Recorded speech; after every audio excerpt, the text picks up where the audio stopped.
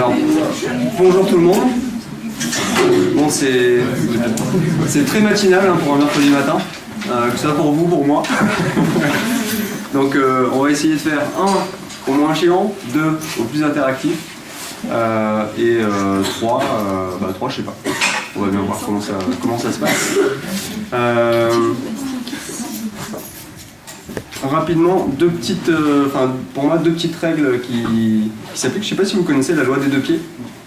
Non. En gros, la loi des 2 pieds, elle dit si je ne suis pas en train d'apprendre quelque chose, ou bien que je ne suis pas en train de contribuer à quelque chose qui permet d'apprendre, qui permet aux autres d'apprendre, je peux prendre mes 2 pieds, je peux m'en aller. C'est pas un souci. Moi, j'ai aucun souci avec ça. Ça c'est un premier point. Le corollaire de ça, c'est qu'en général, en fait, dans la salle, il y a des personnes qui potentiellement prennent des notes, documentent, etc. Bonjour. Prennent des notes, documentent, etc. pour pouvoir faire en sorte que les personnes qui soient à l'extérieur ou qui souhaitent suivre plus tard peuvent suivre. Bonjour. Et le deuxième point, c'est l'écoute. Moi, j'ai aucun souci à ce que vous m'interrompiez pour des questions, pour des remarques, que vous soyez d'accord, que vous ne soyez pas d'accord. Si vous n'êtes pas d'accord, c'est encore mieux. Donc c'est avec grand plaisir pour prendre les remarques au fil de la présentation, sans souci, et c'est à peu près les 2 entre guillemets règles principales qui pour moi s'appliquent dans le cadre des cours que je peux donner, ou en tout cas des présentations. Est-ce que c'est clair? Ouais. Est-ce que vous vous connaissez tous? Non? Alors je vous invite à vous lever. C'est bien en plus le matin. Je sais pas si vous avez vu le film. Il y a un film qui s'appelle La Vague. Je sais pas si vous voyez un peu. Non, je vais pas vous faire le même type d'exercice, ne vous inquiétez pas, on va pas partir. Non, ce qui serait bien, c'est juste on est en assez petit comité en fait, qu'on prenne juste un temps pour se connaître rapidement. Donc ce que je vous invite à faire, c'est donner votre prénom, donc dire bonjour, je m'appelle un tel, et comment vous allez. Est-ce que ça va? Est-ce que vous êtes fatigué? Est-ce qu'il y a des problèmes dans les transports? Est-ce qu'il y a des problèmes, peu importe? Est-ce que vous voulez partager je sais pas, vos sentiments, vos états d'âme? Et ben c'est avec grand plaisir. C'est le point météo du jour. Alors pour que vous compreniez un peu à quoi ça sert en général les points météo. Les points météo, ça sert notamment à savoir dans quel état d'esprit chacun est, d'accord? Pour savoir, comment est-ce que vous êtes en capacité de recevoir une information ou recevoir ce que quelqu'un vous amène, vous apporte, et 2, savoir comment vous réagissez par rapport à ce que cette personne vous apporte. Donc effectivement, si quelqu'un est pas très bien et pas dans son assiette et qu'il réagit un peu mal, c'est pas la peine de le prendre mal. C'est qu'effectivement la personne n'est pas nécessairement dans son assiette, donc c'est pas un problème, quoi. Voilà, donc je vais lancer le truc. Donc bonjour, moi c'est Riel, et je suis fatigué en fait parce que j'ai fini cette présentation à 2h du mat. Voilà. Qui veut prendre la balle? Je jette la balle. Qui veut prendre la balle? Je prends la balle. Ouais. Moi c'est Adrien, je vais super bien parce que j'ai plein de projets qui sont tous en retard mais ils sont trop bien. Bonjour Adrien. Hop la balle. Va pour la balle. Il est tôt, j'ai froid mais je suis content d'être là, d'autant plus que chez moi il n'y a pas de chauffage. C'est quoi ton prénom? C'est Philippe. Enchanté. Je prends la balle. Grégory, chez moi non plus il n'y a pas de chauffage, du coup j'ai un peu chaud maintenant que j'ai tracé en vélo. Ah c'est dur le pas de chauffage. Non, ça va. Bonjour, enchanté. N'hésite pas à lancer la balle. Je prends la balle. Moi c'est Émilie, j'ai mal à la gorge, mais je suis contente de m'être levée parce que j'adore le cours rec.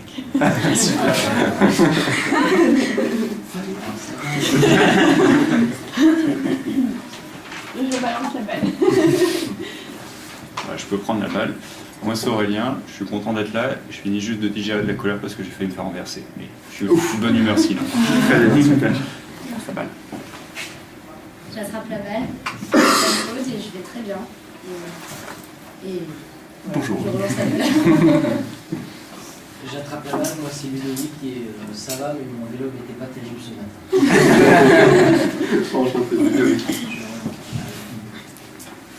Ouais, j'attrape la balle, c'est William. Je suis un peu fatigué, mais je suis content d'être là. Et j'ai encore les mains froides avec le vélo, du coup. Enchanté. Alors j'attrape la balle, moi c'est Martin, je vais très bien, mais un peu comme Riel, je suis fatigué parce que j'ai fini un montage à 1h du matin. Je lance la balle. Je prends la balle, je m'appelle Carlos, je vais très bien parce que j'ai dormi mes heures, mais pas souvent. J'attrape la balle, je m'appelle Timothée, je vais très bien, j'ai froid, mais je vais très bien, j'aime bien le sport. Je lance la balle. J'attrape la balle, moi c'est Romain, et ça va très bien, même si c'est un peu tôt encore. Je lance la balle. J'attrape la balle, moi c'est mon nom, je suis un peu timide, mais j'ai vraiment besoin de gens. Top. Je lance la balle. J'attrape la balle. Moi c'est Mona, je suis fatiguée, mais sinon ça va. Bonjour Mona. Enchanté. J'attrape la balle. Moi c'est Anna, ça va. J'ai pas mal de trucs à faire cette semaine, mais bon, je survis. C'est bon. Je lance la balle. J'attrape la balle, je m'appelle Marie. J'ai la voix un peu enrouée parce que je suis enrhumée. Le vélo ça ne mange pas les choses. Et du coup j'ai très chaud parce qu'en prévision de la température, je me suis beaucoup couverte et du coup maintenant, voilà. Je lance la balle. J'attrape la balle, je m'appelle Iva, je vais bien, je suis un peu fatiguée, je suis contente d'être là. Je lance la balle. J'attrape la balle, je m'appelle Nicolas, je vais bien, et je suis content d'être là, j'ai hâte d'entendre ce que vous avez à dire. J'espère que ça va être intéressant. Si c'est pas le cas, la loi des 2 pieds s'applique. Je lance la balle. J'attrape la balle, je m'appelle Nathalie et ça va. N'hésite pas à relancer la balle. Pardon. Ah oui, pardon. J'attrape la balle, moi je m'appelle Lou, pareil j'adore ce cours, mais je me suis levée à 7h40 donc du coup je suis encore un peu... Ouais, ça pique. Ouais. Ah oui, je lance la balle. Moi j'attrape la balle, je m'appelle Etienne, j'ai été en retard, mais je suis quand même moi. Super. Je lance la balle. J'attrape la balle, je m'appelle Timothée, il fait froid ce matin, mais ça va. Donc je lance la balle. Donc Timothée et Timothée. Ouais. Ok. Vous facilitez la tâche. L'un à côté de l'autre. J'attrape la balle, je m'appelle Marine. Là je suis encore un peu endormie parce que fallait se lever. Mais sinon je suis contente d'être là. Et je relance la balle. J'attrape la balle, je m'appelle Mathieu. Un petit peu fatigué parce que j'ai pas énormément dormi la semaine dernière. Mais super content parce que j'ai vu un film trop cool au ciné. Moi je viens d'en allez le voir, il est là. Ah, top. Et je lance la balle. Trop cool, Sophie. Je pense que tout le monde est à peu près passé. Il manque... Ouais, juste toi, je t'en prie. Je m'appelle Charlotte, je viens juste d'arriver parce que c'était un peu plus ce matin. Très bien. Et tu peux t'arrêter là si tu veux. Très bien, super, merci beaucoup. C'est cool, comme ça je connais un petit peu mieux. Bien sûr, je vais pas retenir tous les prénoms, hein, forcément.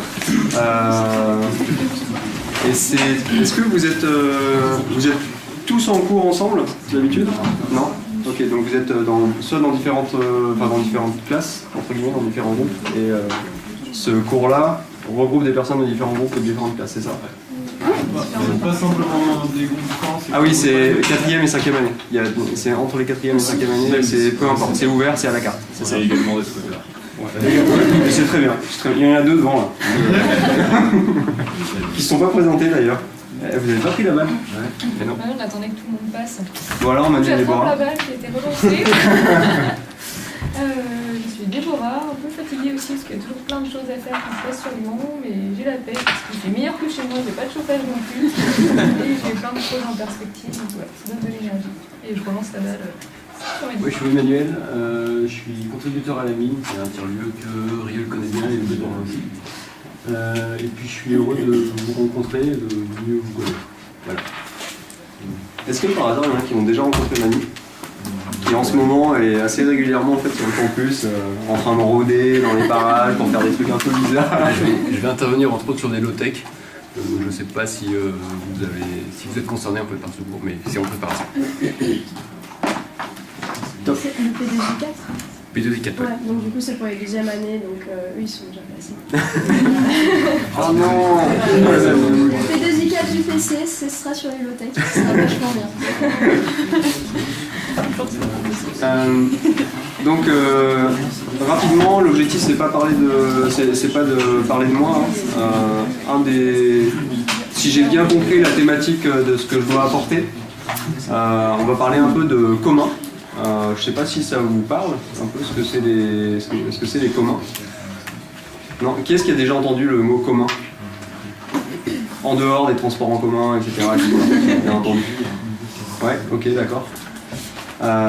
Donc l'objectif c'est d'en parler un petit peu, donc je vais essayer de ne pas être trop chiant, donc je vais parler très peu de théorie et d'histoire des communs, etc.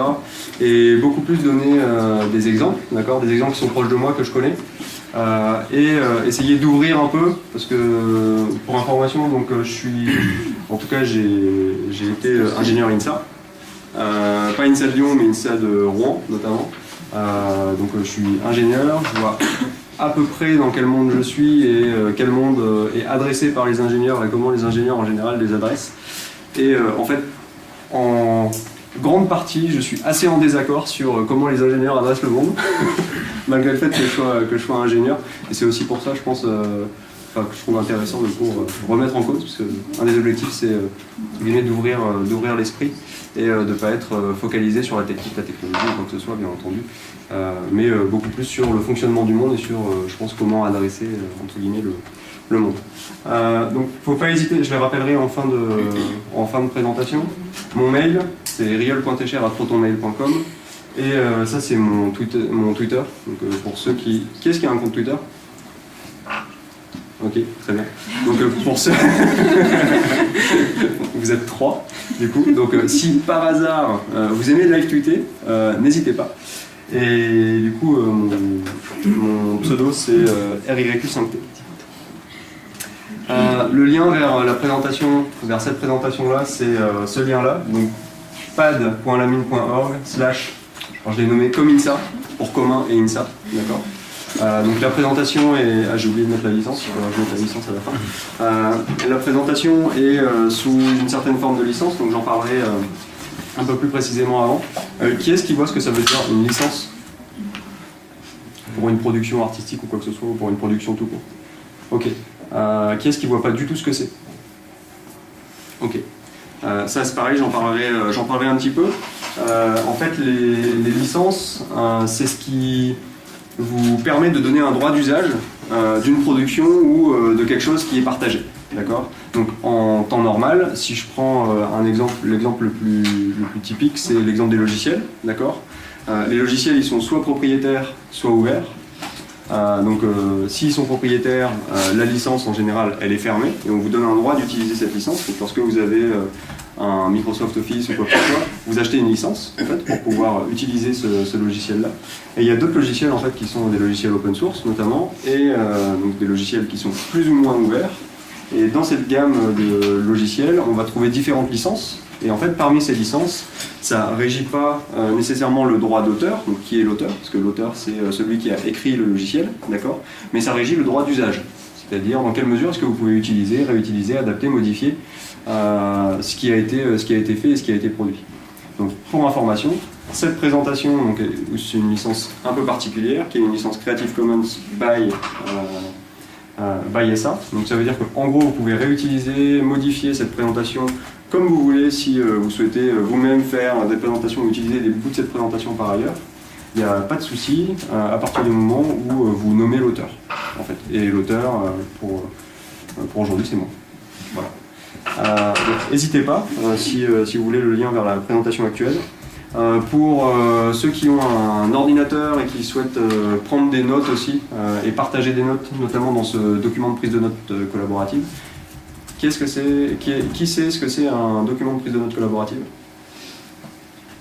Ok, qui ne voit pas du tout ce que c'est? Ne pas hésiter à le... Ok. En gros, les documents de prise de notes collaborative, c'est un document en ligne, d'accord?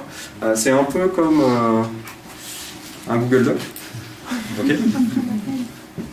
Donc le principe c'est que vous pouvez prendre des notes à plusieurs dessus, voir qui prend des notes et qui écrit quoi, etc. etc. Une des différences c'est que pour pouvoir avoir accès à ça, alors il faudra que je le modifie aussi parce que je crois que c'est pas en free, pour pouvoir avoir accès à ça pour la prise de notes et pour voir ce qui est écrit, etc. En fait, vous n'avez pas besoin d'être connecté à un compte, voire pas du tout besoin de compte. Et donc, vous pouvez participer d'une prise de notes collective, ce qui vous permet, d'avoir potentiellement un compte rendu qui est relativement exhaustif, en fait, de la séance, et ce qui permet de revenir aussi pour celles et ceux qui sont intéressés sur les notes et sur comment s'est déroulé ce cours, etc.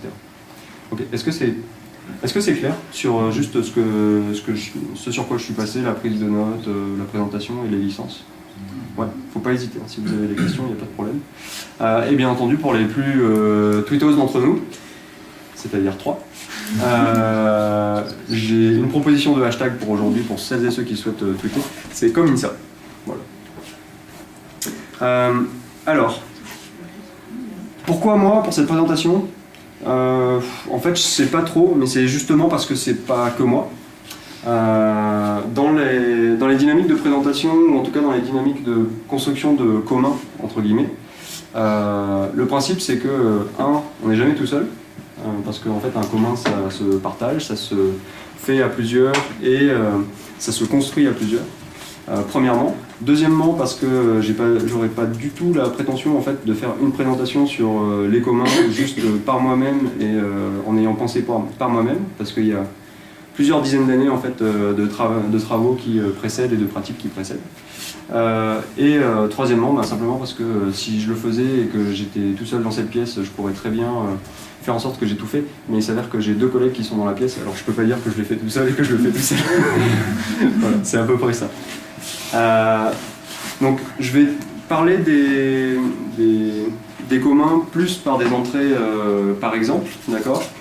En gros, pour que vous ayez une idée des 2 heures qui vont arriver, je vais essayer de me concentrer sur quelques exemples, enfin 2 exemples en fait spécifiquement qui sont plus proches de moi, de ce que je connais des pratiques des communs, de comment ça se construit un commun, etc. Et puis je vais essayer d'en faire une définition qui est plus ou moins partagée, d'accord. Ensuite, je sais pas, parmi vous, est-ce qu'il y a des personnes qui ont pu avoir l'occasion d'écouter certaines interviews, en fait, des podcasts qu'a pu faire Sylvia? Qui est-ce qui a eu l'occasion de le faire? Ok, ça marche. Après, ce que j'aimerais avoir, c'est juste un temps, en fait, pour discuter de vos retours par rapport à ces interviews, si vous avez des choses à partager, à discuter, parce que en général les interviews sont assez riches en fait.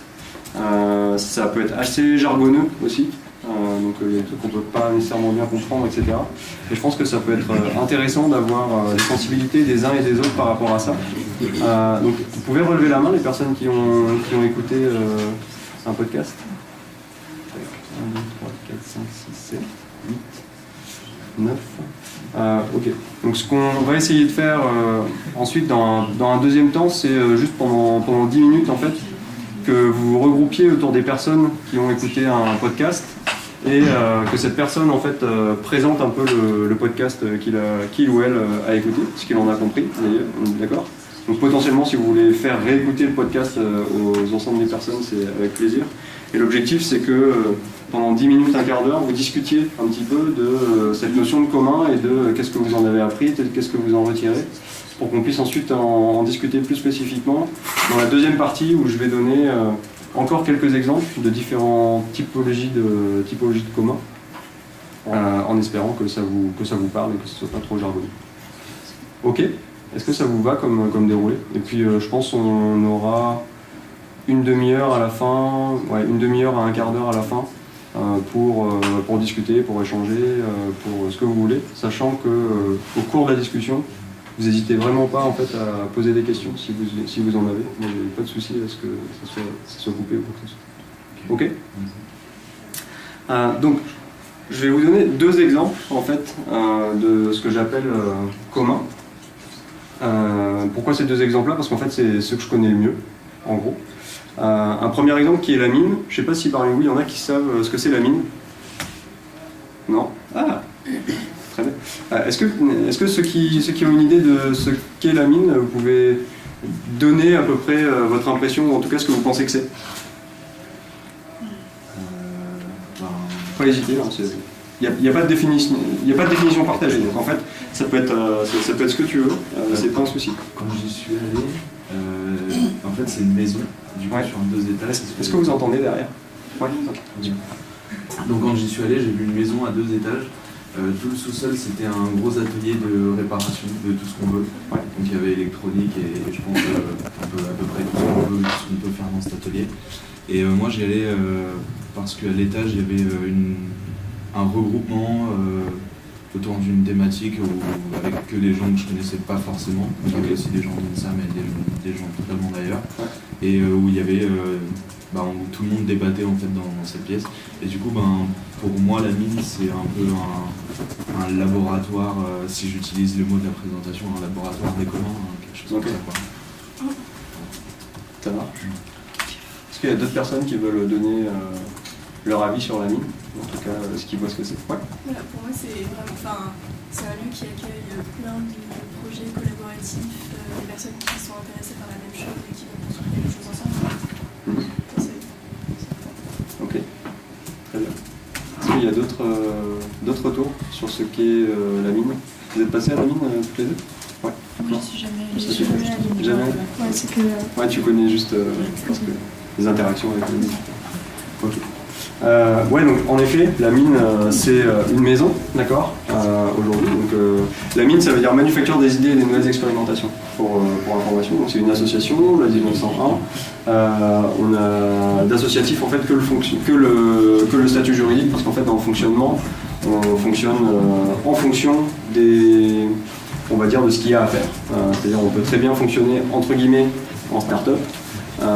Ou bien encore on peut très bien fonctionner en association, on peut très bien fonctionner en collectif, on peut très bien fonctionner sur des modalités de ZAD, de zone à défendre, ou des choses comme ça. Donc il y a plusieurs choses qui peuvent se mettre en place. Donc c'est dans un premier temps un lieu, donc une maison avec 2 étages où il y a plusieurs typologies d'activités, mais c'est aussi et surtout des gens, donc des personnes, une communauté de contributeurs, d'usagers, d'utilisateurs du lieu. Donc ça pour information c'est dans la grande pièce principale du haut de la maison. Et des personnes qui viennent d'un peu partout, c'est-à-dire que là vous avez les personnes qui viennent entre guillemets en grande majorité de Lyon, de Saint-Étienne, mais en tout cas de la région Rhône-Alpes. Et là vous avez des personnes qui viennent d'un peu partout en France, voire en Europe, parce qu'il y a aussi des Suisses. Il est où le Suisse? Il est là. Donc qui viennent un peu de partout. Donc, effectivement, la mine c'est d'abord un lieu, ensuite des personnes. Donc, en général, quand on met un lieu, des personnes avec un cadre qui permettent aux personnes de discuter, de collaborer, de faire des choses ensemble, etc. C'est-à-dire 1 la loi des 2 pieds, 2 l'écoute et 3 la bientraitance entre guillemets. En gros, on a un peu les composantes un peu piliers en fait pour mettre en place ou pour faire ce qu'on appelle tiers-lieux. Donc je sais pas si ça vous parle. Qui est-ce qui a déjà entendu parler des tiers-lieux? Ouais, une personne. Ok, donc je reviendrai dessus peut-être un peu plus tard et je vous passerai des ressources aussi pour celles et ceux que ça intéresse. En gros, des tiers-lieux, c'est des espaces qui soient physiques ou non physiques qui justement favorisent 1 la rencontre, 2 la collaboration en permettant aux personnes d'être souverains sur ce qu'ils mettent en place. C'est-à-dire que les personnes participent de la définition des règles, de ce qui se passe dans la maison, dans l'espace physique ou numérique. Okay. Donc c'est un lieu, c'est des personnes, et c'est... oui. Pourquoi il y a un Suisse, pourquoi les gens viennent d'aussi loin? Est-ce qu'il y a... C'est un truc très spécifique qui existe qu'à Lyon ou... Alors, plusieurs choses. La première réponse à ta question, c'est parce qu'en fait, dans certains cas et dans certains cadres, quand on organise des événements ou bien des rencontres spécifiques, l'objectif c'est de pouvoir se nourrir en fait des expérimentations et des expériences des uns et des autres, et notamment non seulement en France mais aussi un peu partout en Europe et parfois dans le monde. Donc il y a aussi des personnes qui sont parfois de passage en France qui passent à la mine aussi pour qu'on discute de ces choses-là. Ça c'est un premier volet.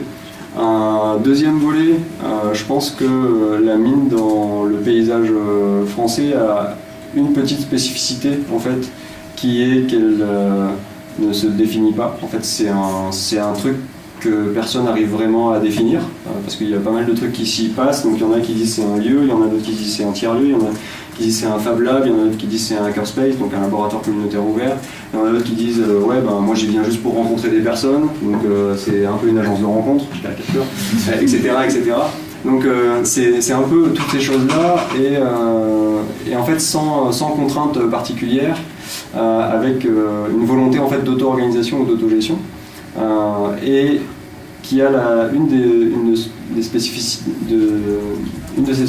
c'est de pouvoir créer du lien en fait entre des acteurs et des personnes qui en temps normal ne se rencontreraient pas et qui ne parlent pas nécessairement le même langage et qui viennent d'horizons différents.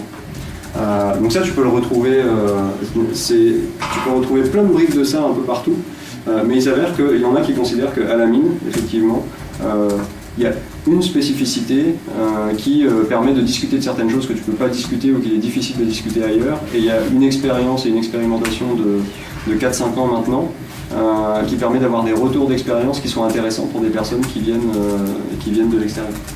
Est-ce que ça répond à ta question? Donc voilà, ça vous donne un petit peu une idée. Donc il y a la notion de lieu. Donc en fait, le lieu, c'est ni plus ni moins qu'une ressource, hein, en gros. Il y a la notion de personne, donc les personnes qui sont dans le lieu, et il y a la notion de gouvernance. Qui est-ce qui ne voit pas du tout ce que c'est la gouvernance? Non. Est-ce que quelqu'un pourrait me dire ce qu'il entend par gouvernance? Ouais, c'est le corollaire, hein. Si. Oui. La répartition des pouvoirs, l'organisation hiérarchique un peu. Ouais, complètement. Donc la répartition des pouvoirs et l'organisation hiérarchique. Est-ce que vous voyez d'autres points qui peuvent définir ce que c'est que la gouvernance? Oui. C'est la manière dont les décisions sont prises. Ouais, c'est la manière dont les décisions sont prises, exactement. Encore d'autres points sur ce que vous pensez que ça peut être la gouvernance? Non. C'est quoi pour vous, est-ce qu'il y a une différence entre gouvernance et gouvernement? Gouvernement, si vous pensez pas au gouvernement en tant qu'entité administrative qui gère un État, d'accord? Le gouvernement au sens de gouverner quelque chose. Est-ce que pour vous il y a une différence entre la gouvernance et le gouvernement? Oui. Pour moi, le gouvernement, ça donne une idée de hiérarchie, alors que la gouvernance, c'est pas forcément hiérarchisé. D'accord, ok. Ah, intéressant. Ok. Est-ce qu'il y a d'autres retours sur différence selon vous entre gouvernance et gouvernement? Ouais, le mercredi matin ça pique. Hein. Gouvernance, gouvernement, rentrer comme ça dur. Je peux comprendre. Alors, oui et non. Parce que tu peux trouver des formes de gouvernement en fait, où il n'y a pas nécessairement de hiérarchie en fait, qui se mettent en place. Je vous invite à lire. Je ne sais pas si vous avez... Ah si. Je ne sais pas si vous connaissez la revue du Crieur. Non. En gros, il y a des articles qui sont assez intéressants en général qui sortent dans cette revue. Et notamment, là, il y a un article qui s'appelle « Comment changer le cours de l'histoire » qui est écrit par notamment un auteur qui s'appelle David Graeber. Je ne sais pas si vous connaissez David Graeber. Non, c'est pareil, c'est un auteur qui est super intéressant à lire parce qu'il apporte un regard décalé en fait sur entre guillemets le fonctionnement de la société, ou en tout cas comment c'est construit, comment sont construites les sociétés. Et là, ce dont il parle quand il met comment changer le cours de l'histoire, il parle justement de comment émerge le mythe et ce qu'on nous raconte en fait sur l'émergence des États et l'émergence des sociétés qui sont structurées. Donc c'est super intéressant parce que en fait l'acceptation qu'on a ou l'acception qu'on a sur le développement des sociétés, c'est de dire il y avait un temps à la préhistoire où c'était cool, on était chasseurs-cueilleurs, etc. Il n'y avait pas de hiérarchie, tout le monde était bien, c'était un commun, etc. Et puis ensuite est venu à l'agriculture, donc on a dû se poser pour faire de l'agriculture et pour faire pousser des choses, etc. Donc il a fallu se structurer. Et du coup la structure et la comptabilité et la répartition des pouvoirs a demandé la mise en place des villes et puis des États, etc., etc. Et du coup on a une nécessité de hiérarchie pour que les choses se passent bien. Et bien en fait l'histoire ça fonctionne pas vraiment comme ça. C'est pas aussi linéaire parce que l'histoire en fait c'est pas linéaire. Il y a toujours un foisonnement. C'est comme je sais pas si vous voyez l'image où il y a un singe, un homme néandertal, un homme homo sapiens, et puis etc. En fait, je déteste cette image parce qu'en fait, elle montre un développement linéaire en fait des sociétés, des civilisations et de l'humain. Donc c'est-à-dire qu'on passe du singe en fait à Homo sapiens. En fait, c'est pas du tout comme ça que ça s'est passé. En gros, il y a eu un foisonnement. Il y a eu des moments où effectivement il y a l'homme de Néandertal qui était en cohabitation avec d'autres hominidés à l'époque, etc., etc. Et il y a eu des croisements en fait entre ces différentes espèces à l'époque. En fait, il y a beaucoup plus eu un foisonnement plutôt qu'une évolution linéaire en fait de l'humanité. Et c'est beaucoup plus ça qui est intéressant. Et c'est ça aussi que j'essaye d'apporter au travers de la réflexion des communs. C'est de dire en fait il n'y a pas qu'une vision du monde, il y a une vision qui est multiple du monde, voire une vision qui est complexe. Et que réduire en fait à des visions qui sont très linéaires, ça vous donne un prisme de pensée qui n'est pas nécessairement intéressant pour penser le monde qui vient, je pense. C'est un avis très personnel. Donc effectivement, la gouvernance dans les définitions, on va dire conventionnelles, c'est en gros comment tu prends les décisions et comment sont répartis les pouvoirs, clairement. Donc ce qui est intéressant, c'est que du coup, lorsque tu mets en place une gouvernance, ce que tu mets en place, c'est comment tu définis les règles et qui définit les règles. D'accord ? Donc par exemple, dans une entreprise classique, les personnes qui mettent en place les règles et qui définissent les règles, c'est les actionnaires ou le management. D'accord ? En aucun cas, ou en tout cas très rarement, l'ensemble des employés, sauf dans des cas particuliers d'entreprise où la structure ou l'organisation le permet, participent de la définition des règles. D'accord ? Dans tous les cas, les employés ont un contrat de travail avec l'entreprise, donc ils sont subordonnés à l'entreprise. D'accord ? Donc, quand on est en relation de subordination, en général, on participe très rarement de la définition des règles. C'est un peu comme à l'école. À l'école, vous participez pas, voire très peu, à la définition des règles. Par exemple, commencer à 8h, moi je trouve que c'est une aberration. Et clairement. Et avoir des cours de 8h à 18h, par exemple, je trouve que c'est une aberration. Parce qu'en fait, à 8h, on n'est jamais frais. Sauf pour certains qui sont matinaux. Et que ça fait 8h à 18h de cours, ça peut être assez lourd. Et qu'il serait bien aussi de pouvoir adapter au rythme, non pas des uns et des autres, mais en tout cas à des rythmes qui sont potentiellement plus adaptés à l'apprentissage. Ça c'est un des exemples. Par contre, vous ne participez pas, voire très peu, de la définition de ces règles. Vous pouvez faire remonter des informations, mais dans tous les cas, ce n'est pas vous qui prenez les décisions, qui participez des prises de décision. Donc c'est un exemple. C'est un exemple de gouvernance qui se met en place. C'est comment sont prises les décisions et comment sont hiérarchisés les rapports de pouvoir.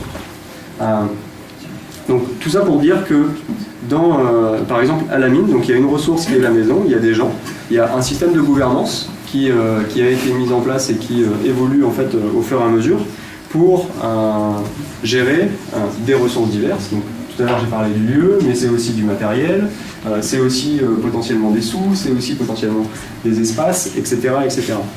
Et en fait, ça ce que ça vous donne un commun. Parce qu'un commun, c'est ni plus ni moins qu'une ressource qui est partagée entre des contributeurs et des usagers de cette ressource et qui se mettent d'accord sur la définition des règles de gestion de cette ressource ou de cette source. D'accord ? En gros, l'école n'est pas un commun. C'est un service public, d'accord ? Pour une grande partie, en tout cas en France, qui vous est mise à disposition pour vous procurer ou vous donner un enseignement plus ou moins de qualité, d'accord ? Mais dans tous les cas, l'ensemble des usagers, l'ensemble des contributeurs à l'école ne participent pas de la définition des règles de cette école. D'accord ? Un des points dans le cadre de la mine, par exemple, c'est que un des objectifs, c'est que la définition des règles soit partagée par l'ensemble des contributeurs et par l'ensemble des personnes qui s'investissent dans le cadre de la mine, au travers de différents groupes de travail, au travers d'un conseil collégial, etc. Donc effectivement, on a une démarche qui a pour vocation à partager des ressources en commun, c'est-à-dire des ressources qui sont partagées entre plusieurs utilisateurs et plusieurs usagers qui se mettent d'accord sur des règles en fait, de définition d'un commun. Est-ce que ça vous paraît cohérent ? Ouais. Est-ce que vous avez des questions sur ce point-là? Non. Je vais vous parler un peu plus spécifiquement en fait, d'un des projets qui est développé dans le cadre de la mine, qui s'appelle DESI, qui a pour vocation à penser l'énergie comme un commun. Est-ce que vous savez comment est gérée et comment est pensée l'énergie aujourd'hui? Ou en tout cas l'électricité en France. Qui sait comment fonctionne le réseau électrique français? Ouais. Qui est-ce qui peut m'expliquer comment fonctionne le réseau électrique français? Globalement, on va avoir une production, une distribution, des usagers. Il me semble que la production est en grande partie nucléaire. Après, il y a des appoints hydrauliques. Et, enfin, en tout cas, je parle pour la France. Et après, bon, de plus en plus, il y a des énergies renouvelables, etc. Mais en gros, il y a des entreprises qui gèrent cette production, qui proposent de vendre leur électricité, et nous, utilisateurs, on adhère et on achète cette électricité. Ok. Et voilà. D'accord. Grosso modo. Ok. Oui. Est-ce que tu veux rajouter quelque chose? Tout transit par EDF, non? Pardon. EDF gère tout le réseau français? Alors, gère la distribution. C'est en partie vrai et en partie faux. Okay. Est-ce qu'il y a d'autres points sur le système électrique français? Oui. Ouais, du coup, c'est EDF qui a le pouvoir de décision de comment va être conçu le réseau en fonction de la demande. Et c'est chaque vendeur, chaque producteur d'électricité, d'énergie va choisir de faire un peu ce qu'il veut et va proposer ses tarifs aux clients. Ok. Est-ce qu'il y a d'autres retours? Donc en gros, si je fais un peu un mix de ce qui a été dit, en gros, le système électrique français aujourd'hui, comment il fonctionne? Effectivement, il y a des moyens de production, d'accord, dont une grande partie sont aujourd'hui des moyens. Je parle du système électrique, d'accord. Donc électricité et pas toute énergie confondue, parce que si on prend toute énergie confondue, il faut considérer le pétrole, il faut considérer le gaz, etc. Donc c'est d'autres choses. Là, je parle juste sur le volet électricité. Donc effectivement, vous avez une majorité de la production qui est nucléaire, donc des grosses centrales de production qui sont relativement centralisées. Donc la production est centralisée, et la gouvernance est centralisée aussi. C'est-à-dire que, en gros, les centrales nucléaires, il n'y a qu'un acteur qui s'en occupe aujourd'hui, c'est EDF. D'accord. Pour information, l'État est actionnaire de EDF à 90%. D'accord. Donc ça vous donne aussi une idée du fonctionnement de EDF, qui n'est pas une entreprise comme une autre. Ça, c'est un premier volet. Donc vous avez effectivement des producteurs. Ensuite, vous avez ce qu'on appelle les transporteurs. D'accord. Donc les transporteurs, c'est des gros tuyaux qui partent des centrales et qui arrivent aux abords des villes au niveau des transformateurs. D'accord. Donc en général, le transporteur, enfin c'est pas en général, c'est en France, le transporteur c'est RTE, Réseau de transport d'électricité de France. D'accord. Donc RTE, pour information, c'est une filiale de EDF. Okay. Ensuite, sur 95% du territoire, donc c'est pour ça que je module en fait le fait que ça passe complètement par EDF, sur 95% du territoire, effectivement, le réseau de distribution est géré par une filiale de EDF qui s'appelle Enedis, anciennement ERDF.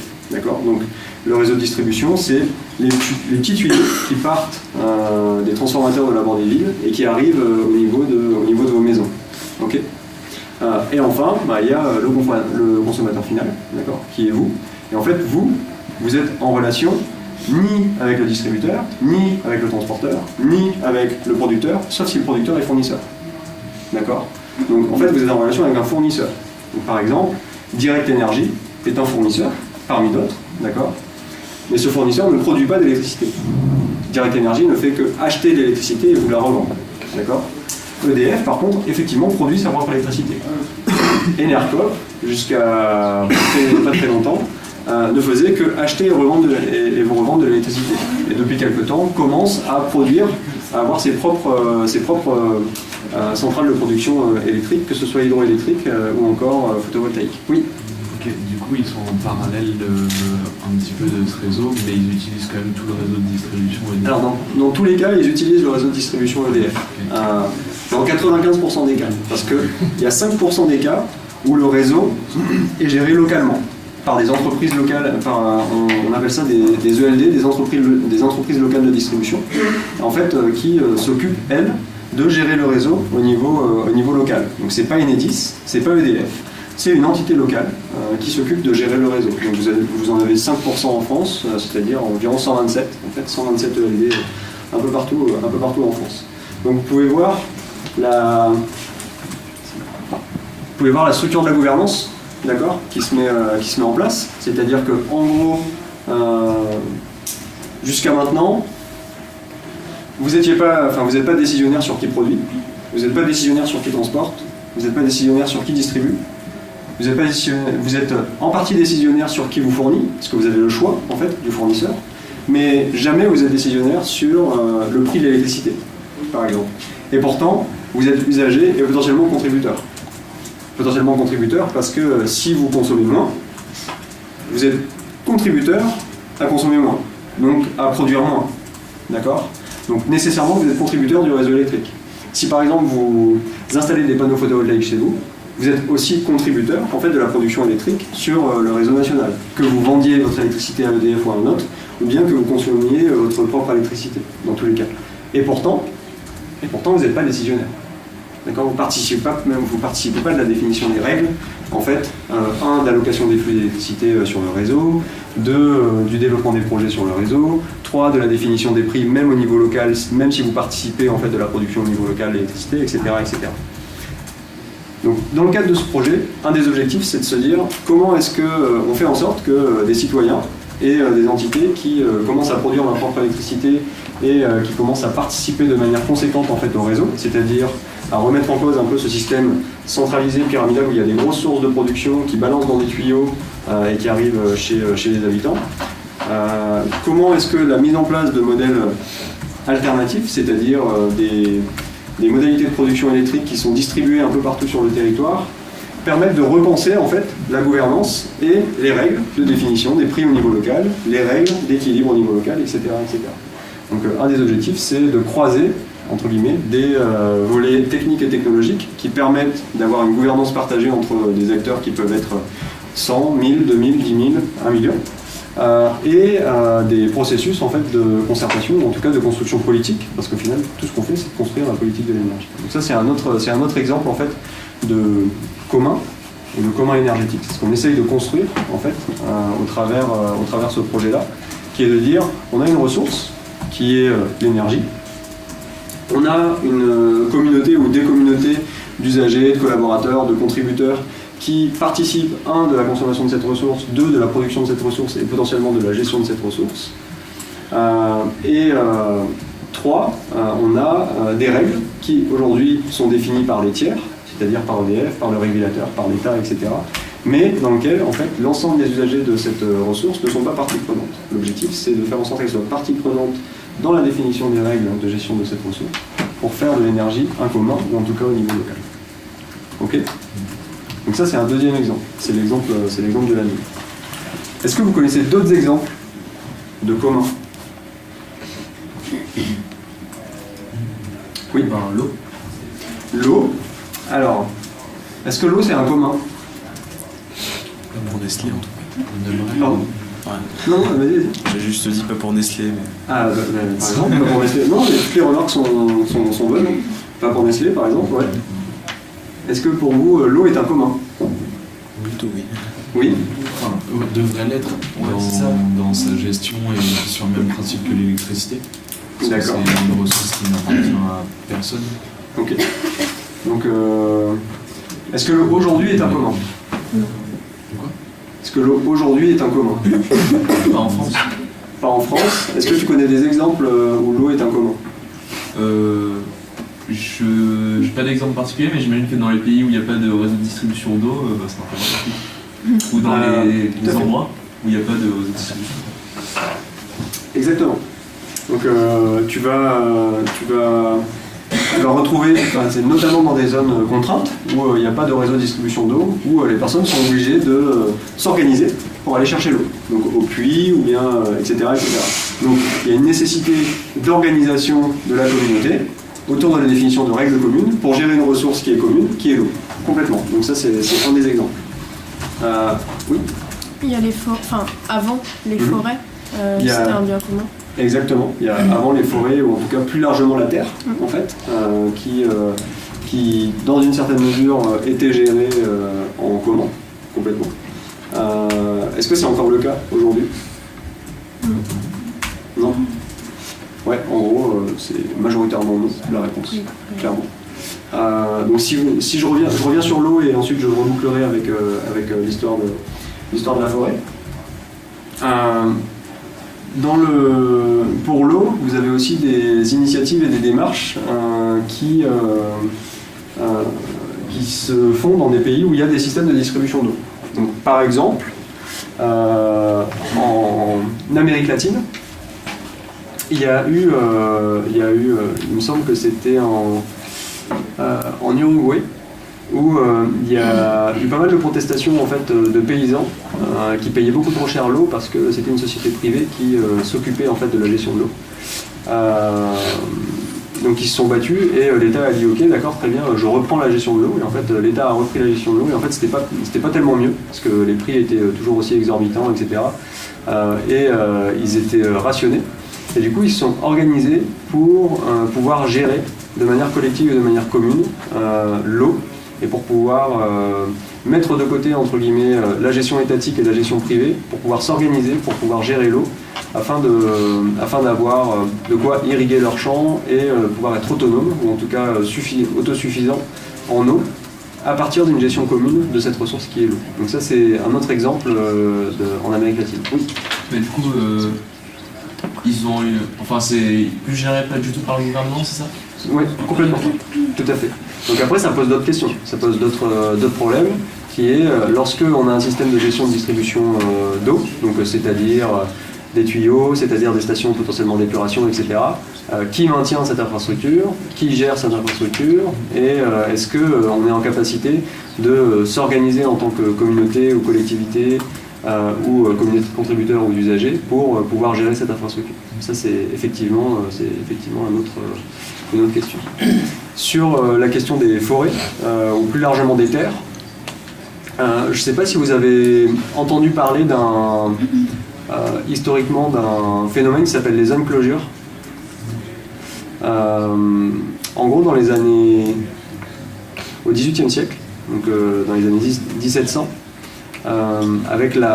notamment avec la révolution industrielle qui se mettait en place, au Royaume-Uni, il y a eu des dynamiques en fait de séparation des terrains. Donc avant les terrains en fait étaient gérés de manière commune par plusieurs familles, voire par des collectivités ou bien par des communautés, d'accord, qui s'organisaient pour faire de l'élevage, qui s'organisaient pour faire de l'agriculture, etc., etc.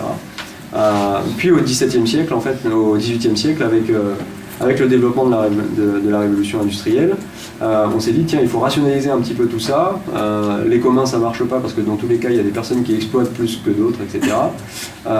Donc on va faire en sorte que ce soit le gouvernement qui prenne en charge ces dynamiques là et du coup ce qu'on va faire c'est on va enclore, donc on va clore, on va prendre des terrains et on va séparer les terrains en lots qu'on va donner à des paysans les uns les autres. Sachant que ces paysans n'ont plus de choix sur la définition des règles d'allocation des terrains ou des ressources. Donc il y a eu un moment où les terres et les terrains étaient partagés en fait entre toute une communauté de contributeurs qui se mettaient d'accord sur des règles communes pour gérer ce terrain en commun. Puis le gouvernement est arrivé et a dit maintenant ça ne se passe plus comme ça, je sépare les terrains, je fais des lots, toi tel paysan tu vas là, toi tu vas là, toi tu vas là, et en fait vous n'avez pas le droit d'aller chez le voisin parce que c'est interdit. Donc en gros, il y a eu une dynamique qu'on a appelée d'enclosure, qui est le fait de clore ou d'enclore des terrains et de les mettre sous gestion étatique ou gouvernementale. Donc les terres, donc cette dynamique-là a été initiée notamment dans un cadre qui est celui des enclosures du XVIIIe siècle. Puis au fur et à mesure, c'est mis en place un peu partout. Et effectivement, aujourd'hui, très peu de terres sont gérées en commun et la terre est un bien marchand. Comme un autre.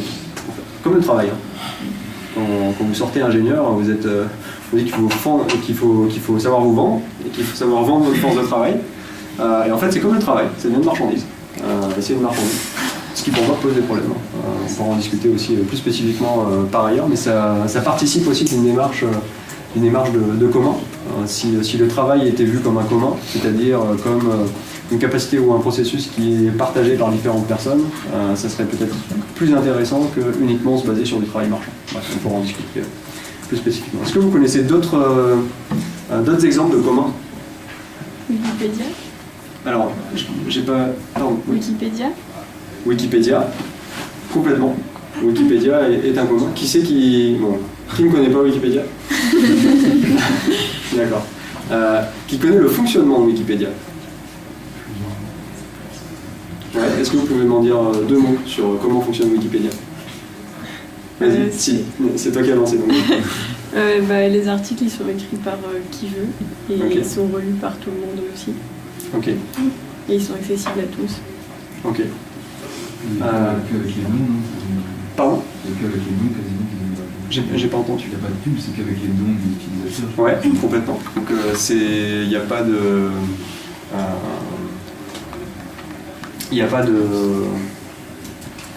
démarche de privatisation en fait, de la connaissance par les modalités de pub ou bien d'accès privilégié à cette connaissance. Ouais, complètement. Est-ce que vous voulez rajouter des choses? Je crois qu'en général, plus on est contributeur, et plus on a de droits de décision sur des articles, sur des enjeux en rapport avec des articles ou Wikipédia en général. Tout à fait. Et en fait, c'est un complément super intéressant à ta définition de Wikipédia et pourquoi c'est un commun. Parce qu'en fait, un commun, c'est pas open bar. C'est-à-dire que c'est pas quelque chose dans lequel tu viens piocher et tout le monde fait ce qu'il veut, etc. Effectivement, plus tu contribues, c'est une des règles, c'est plus tu contribues et plus tu gagnes en pouvoir de décision sur la véracité de l'information qui est véhiculée dans le cadre des articles. D'accord? Donc plus tu contribues et plus tu as de pouvoir, entre guillemets. Donc c'est un pouvoir par la contribution, sachant que la contribution est ouverte. Il n'y a pas d'asymétrie en fait en termes d'accès à la contribution. Il y a juste avoir un compte sur Wikipédia, c'est ouvert à tout le monde, et la possibilité de contribuer à des articles, de corriger des articles, d'écrire des articles, etc. Donc ça c'est l'accès à la contribution. Après, il y a une asymétrie dans les capacités effectivement à contribuer. C'est pas parce qu'on a accès à la contribution que c'est facile de contribuer. Il y en a qui ont plus de facilité que d'autres. Il y en a qui ont plus de facilité que d'autres à chercher l'information, il y en a qui ont plus de facilité que d'autres à écrire des articles, il y en a qui ont plus de facilité que d'autres à faire des liens, parce que je ne sais pas si vous avez vu, mais dans les articles Wikipédia, souvent, lorsqu'il n'y a pas assez de liens ou lorsqu'il n'y a pas assez de sources, en fait, on vous met en haut, cet article a besoin d'avoir plus de sources, etc. Donc, effectivement, pas tout le monde a cette démarche. Donc, la démarche d'ouverture de la contribution, d'accord, c'est une démarche qui est super intéressante en termes de construction de commun, parce que c'est une règle commune, d'accord, que les contributeurs de Wikipédia se sont donnés. Mais le corollaire de ça, c'est l'accès à la connaissance. D'accord. C'est comment est-ce que tu fais en sorte que tout le monde puisse avoir accès à la connaissance et puisse contribuer à développer une connaissance commune. Et ça, c'est pas toujours le cas. D'accord. La preuve, il y a certains étudiants qui font des écoles et qui vont à la fac, et il y en a d'autres qui ont plus de difficultés et on ne leur donne pas nécessairement leur chance. Oui. Est-ce que ça voudrait dire que si je finance plus que les personnes qui ont mis en place Wikipédia, je décide plus qu'eux? Non, parce que c'est pas sur des modalités de financement. Non. Tu peux contribuer autant que tu veux en termes financiers. La contribution, elle est à quel point tu contribues en termes de contribution de rédaction d'articles, vraiment, que tu contribues au processus, que tu gagnes du pouvoir. C'est pas en fonction de combien tu donnes. C'est pas en fonction de combien tu contribues financièrement. Ouais, pardon. Alors, effectivement, mais c'est un très bon point que tu soulèves. Hein. Lorsque je parle de contribution, tout confondu. D'accord? La contribution, elle peut être aussi bien financière que en temps, que en compétences, que en réseau, que etc., etc. Donc il y a plein de modalités en fait de contribuer. C'est un des aspects par exemple à la mine, c'est que à la mine l'adhésion à l'année est de 2 €. Donc ça c'est votre contribution financière à l'année, d'accord. Mais par ailleurs, l'objectif c'est que il y ait d'autres champs de contribution pour que vous puissiez collaborer, en tout cas coopérer à la construction d'un commun. D'accord. Donc les règles, c'est de dire, vous êtes, en tant que contributeur, vous avez effectivement, comme Wikipédia, à la mine plus de droits pour faire des choses que les personnes qui contribuent moins. Okay, parce que vous êtes là plus souvent, parce que vous contribuez à la définition et à l'orientation du projet qu'est la mine. C'est un des exemples. Et tout à fait, Wikipédia, c'est ce qu'on appelle un commun informationnel. On y reviendra tout à l'heure avec les dynamiques d'open source, etc. Est-ce que vous avez d'autres exemples de communs? Je pense que tu avais levé là. Les logiciels libres. Les logiciels libres sont... alors c'est une bonne question. Ça dépend de la communauté qu'il y a derrière. Voilà, en partie. Tu as des logiciels libres effectivement qui sont des communs. En fait, c'est pas parce que c'est libre et ouvert que c'est nécessairement un commun. Donc, mais dans les démarches, souvent en fait les dynamiques qui tournent autour des logiciels libres et des logiciels open source ont pour vocation la création d'un commun, qui est ce logiciel. Tout à fait, complètement. Et ça rejoint les communs informationnels aussi, comme Wikipédia, etc. Est-ce que vous avez d'autres exemples? Ouais. Le carnaval humanitaire. Le carnaval humanitaire, complètement. C'est vraiment une association et n'importe qui vient peut donner son avis et en s'investissant vraiment décider de ce qui se passe. Tout à fait. Qui est-ce qui ne connaît pas le carnaval humanitaire? Ouais, tout le monde connaît. Ouais. Qui est-ce qui a été investi dans le carnaval humanitaire? Ok.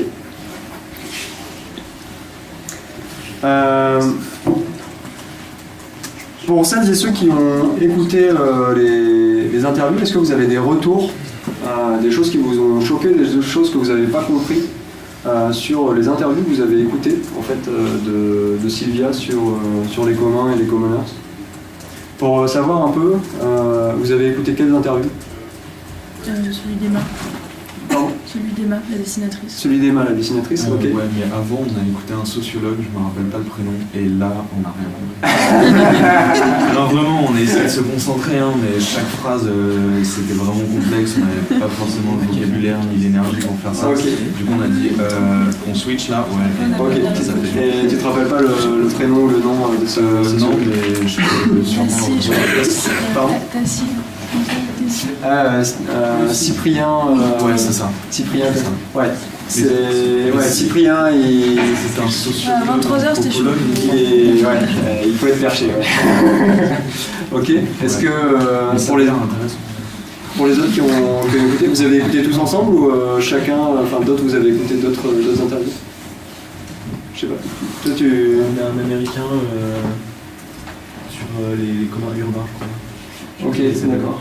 J'ai plus son, je vois, mais j'ai plus son nom en tête. Ok, d'accord. Qui d'autre Alors, ouais, vas-y. Designers. Pardon? Ou designers. Designers. Il y en a plein des designers dans les interviews de Sylvia parce qu'elle est designer. Tu te souviens pas C'était Gwen. D'accord, ok. Ouais. Ça va. Ouais. J'avais commencé à écouter Noémie, je crois. Ok, ouais. Mais je crois que je me suis pris un peu trop tard. En fait, je comprenais vraiment pas grand chose au vocabulaire et. Parce qu'en fait, il n'y avait pas beaucoup de définitions et avant d'avoir eu le début de ce cours-là, ou qui a pu apporter quelques définitions, moi je comprenais rien du tout à l'interview. Ok, et du coup, a posteriori, est-ce que tu comprends en fait, un peu plus ce que tu as écouté ou bien il faudrait que tu réécoutes pour... Je pense qu'il faudrait que je réécoute, ouais. Ok, d'accord. Qui d'autre a écouté une interview, ou en tout cas un bout d'interview? Ouais. Vu que je savais pas spécialement ce qu'étaient les journaux, les principes, etc. C'est vrai que c'était un peu... Ok. Ça me paraît pas de... Ok, d'accord. Très bien. Est-ce que... Ouais, pardon, vas-y. Elle s'appelait, je crois, Alison, c'était une chercheuse en big data. Ouais, complètement. Et ça va, c'était abordable, mais c'était... On va écouter une deuxième fois. Ouais. Ça marche. Petite question, est-ce que vous avez eu l'occasion de, je pense dans la, entre guillemets, la consigne, est-ce que vous avez eu l'occasion de dessiner ou est-ce que ça vous a fait penser à quelque chose lorsque vous avez écouté le podcast? Je sais pas, est-ce que ça vous a fait penser à un dessin, à une image, est-ce que vous avez dessiné pendant le truc ou est-ce que ça vous a fait penser à un son, à un goût, à une texture? Non, parce que c'est vraiment, c'est super intéressant comme, je trouve comme approche de quelque chose qu'on écoute. en fait, parce que en gros, lorsque c'est pas clair, le dessin c'est dans tous les sens, on sait pas trop, c'est un des exemples qui peut être donné. Donc je sais pas si vous avez travaillé un peu à ça. Ouais. Alors, attends, vas-y. Ouais, non, mais Marion, je peux. Moi, l'image qui m'a beaucoup mis, c'est comme à l'école primaire, on apprend les couleurs primaires justement. Et qu'on les superpose pour les bases des couleurs. On ne pourrait pas avoir ces couleurs-là si on n'avait pas ces couleurs. Ok, d'accord. Et c'est un peu. D'accord. Ah, cool. Super intéressant. D'accord. Ça doit faire ça, les couleurs primaires. J'avais superposé sans ces couleurs, tu n'auras pas les autres. Et toi? Et ben moi, du coup, j'ai fait un dessin. Excellent. Parce qu'en gros, Emma, elle parlait de remettre beaucoup de choses en cause, de révolution, un peu d'anarchisme, je pense. Elle parlait de... Voilà, et en gros, elle disait que pour elle, faire des petites actions locales telles que, par exemple, des AMAP, c'était pas la solution parce qu'en termes d'impact sur le peu de temps qu'on a, ça va pas permettre de bouger les choses autant qu'il le faudrait. En tout cas, c'était son point de vue. Et du coup, elle pensait plus qu'il fallait vraiment lever des masses et aller vraiment bousculer ce qui se passe aujourd'hui, et quitte à tout foutre par terre. Et du coup, j'étais plus ou moins d'accord dans le sens où, ouais, je suis d'accord, il y a des choses à foutre par terre, mais si on construit pas en même temps, de manière locale, plein de petits trucs autour, une fois qu'on aura tout foutu par terre, nous aussi on sera peut-être parfait en même temps, quoi. Parce que si demain on fait prendre des supermarchés, on bouffe comment? Et du coup, ça paraissait hyper engagé, et elle avait l'air d'avoir trouvé une voie qui était hyper intéressante, de se maîtriser vraiment. Mais je pense qu'il ne faut pas du tout écarter toutes les solutions locales qui peuvent se développer. Du coup, le gros point avec tout le monde autour, mais il y a aussi les petits dessins de traits qui se faisaient de manière top ça. Est-ce qu'il y a d'autres retours sur des... Je sais pas si par hasard... Moi j'ai pas fait de dessin, je suis pas très... C'était ouvert, hein, c'était n'importe quoi. Ça m'a fait penser à une citation de Rousseau dans le discours sur l'origine et les fondements de l'inégalité entre les hommes. C'est le premier qui, ayant enclos un terrain, s'avisa de dire ceci est à moi et trouva des gens assez simples pour le croire, le vrai fondateur de la société civile. Que de crimes, de guerre, de meurtres, que de misère et d'horreur n'eût point épargné au genre humain celui qui, arrachant au pieux ou comblant le fossé, eût crié à ses semblables. Gardez-vous d'écouter cet imposteur, vous êtes perdus si vous oubliez que les fruits sont à tous et que la terre n'est à personne. Canon. Complètement. D'ailleurs, pour information, au début du cours, je parlais rapidement de cet article là de Graeber sur la construction des civilisations, etc. Ce qui est intéressant de voir, c'est que beaucoup de sociologues et d'anthropologues aujourd'hui en fait expliquent le développement des civilisations en partant des bases rousseauistes, justement, en disant en fait il n'y a pas d'autre choix que d'organiser des règles, que d'avoir des inégalités et que d'avoir des hiérarchies de gouvernance ou de gouvernement, simplement parce que sinon c'est le bordel. Et l'enclosure, ça participe de ça. Donc c'est intéressant aussi de voir comment les sociologues et les anthropologues abordent ce qu'amène alors que en fait Rousseau c'est un peu plus profond que ça, quoi, parce qu'il promeut pas en fait le fait d'avoir une structure, une hiérarchie ou quoi que ce soit. Au contraire, il essaye de détricoter un peu ce qui se met en place, et la citation là est complètement pertinente, ouais, complètement. Oui. Du coup, moi c'est un peu moins classe que ça, mais j'ai écouté l'interview d'Emma aussi, et à propos des communs, elle parlait de l'habitat partagé. Ouais. Et c'était super intéressant parce qu'elle reliait ça à la charge mentale de la femme dans la société. Ouais. Et elle donnait un exemple qui était assez drôle au final. Elle disait, par exemple, elle avec son fils, elle aime pas jouer, ça la saoule. Donc elle aime bien, je sais pas, sortir avec lui, lui apprendre à faire des trucs, mais jouer, ça l'énerve. Et du coup, elle disait, typiquement, si on avait des habitats partagés, ça me déchargerait de ce truc-là parce que des gens qui aiment bien jouer pourraient jouer avec mon fils à ma place. Et répartir, justement, ça rejoint aussi, pas vraiment la gouvernance, mais un peu ce partage des... C'est exactement ça. Donc, voilà. D'accord, intéressant. Ça c'est C'est marrant, c'est des réflexions aussi qu'on a à la mine dans les cadres d'habitat partagé, qu'est-ce que ça permet.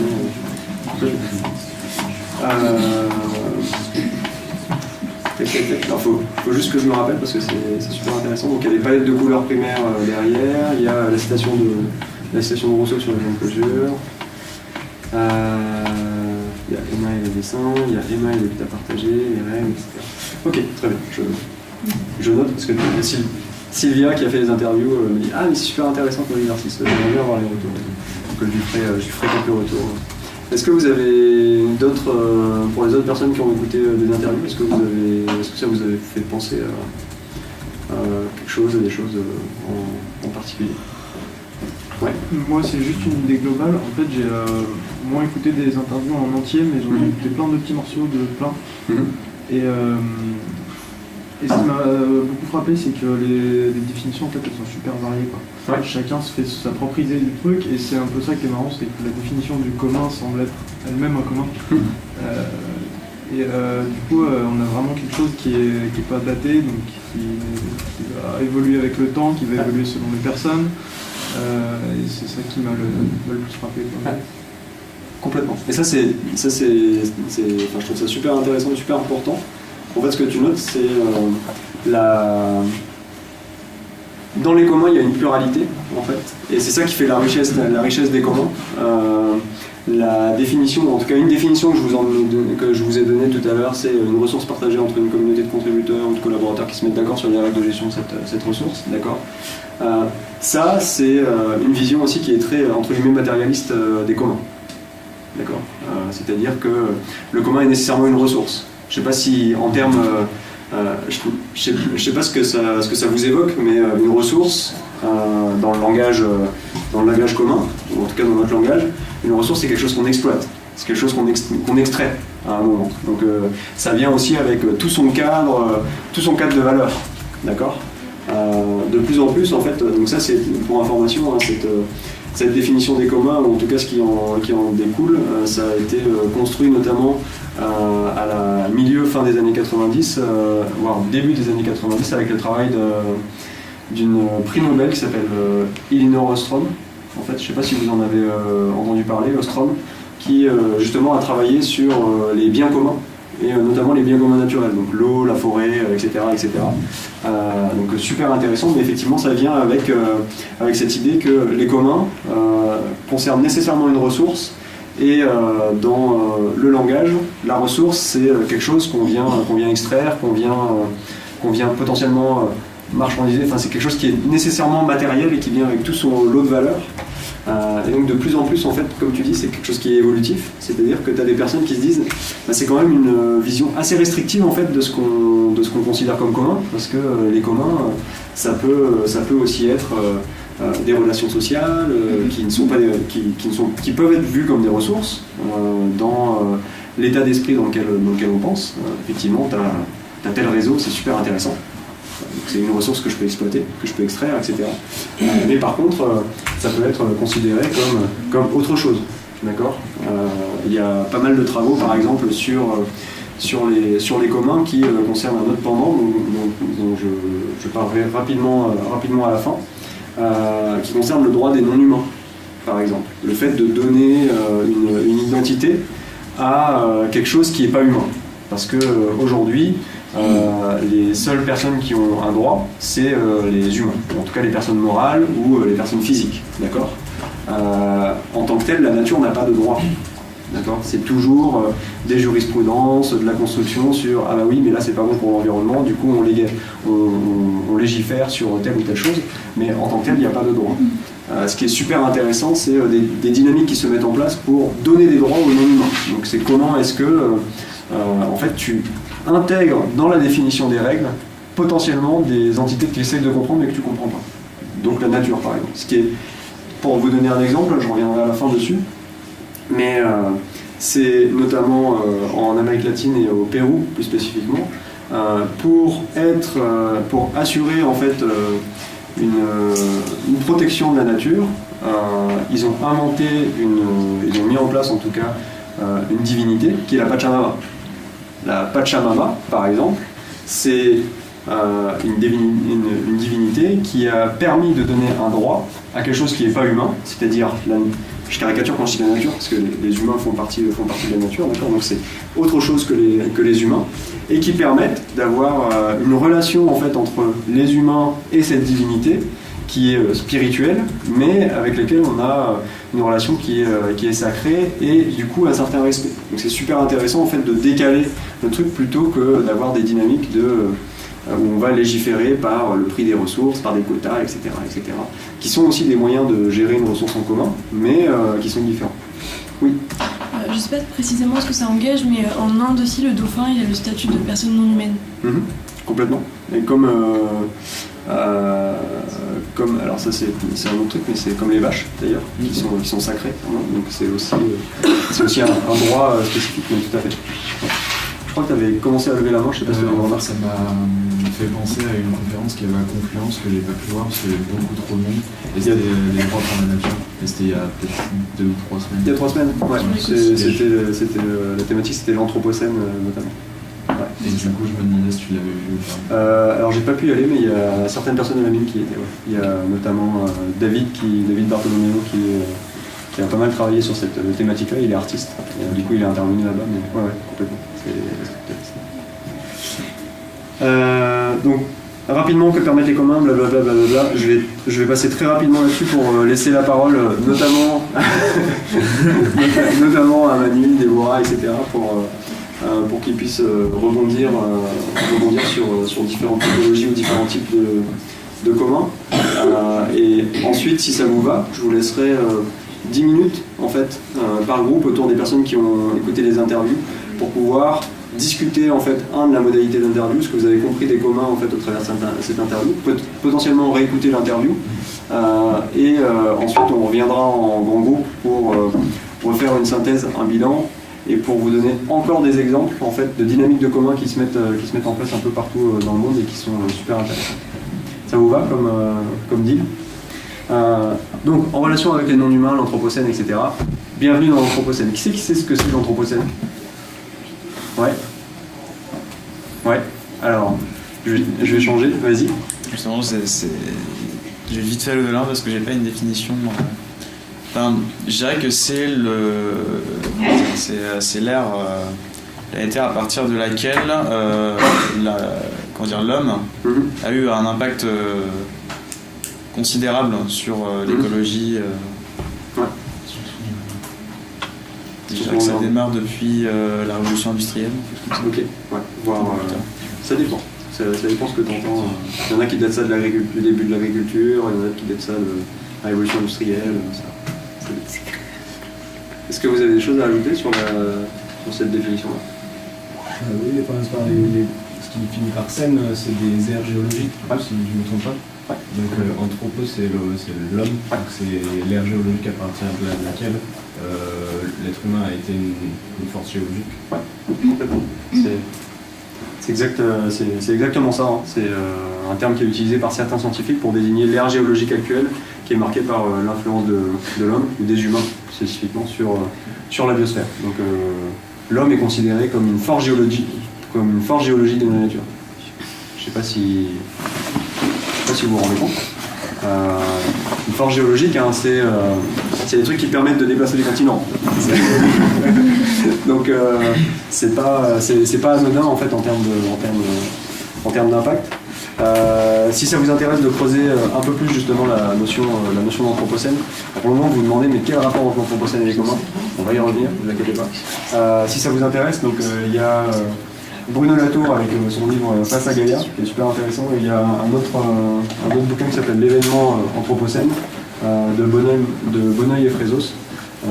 Qui est super intéressant aussi. Donc si ça vous intéresse de creuser un petit peu plus, sachant que si vous souhaitez vous faire, en tout cas vous forger aussi un esprit critique sur le monde, les écrits de Bruno Latour sont pas mal.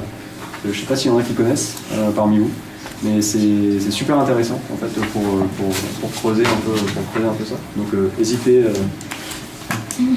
pas. Sauf si vous êtes allergique à la lecture, dans ce cas, c'est pas un souci. Donc, après, je sais pas si vous avez vu ces une de magazine ou quoi que ce soit, mais en ce moment c'est un truc qui est un peu en vogue. On parle beaucoup d'effondrement.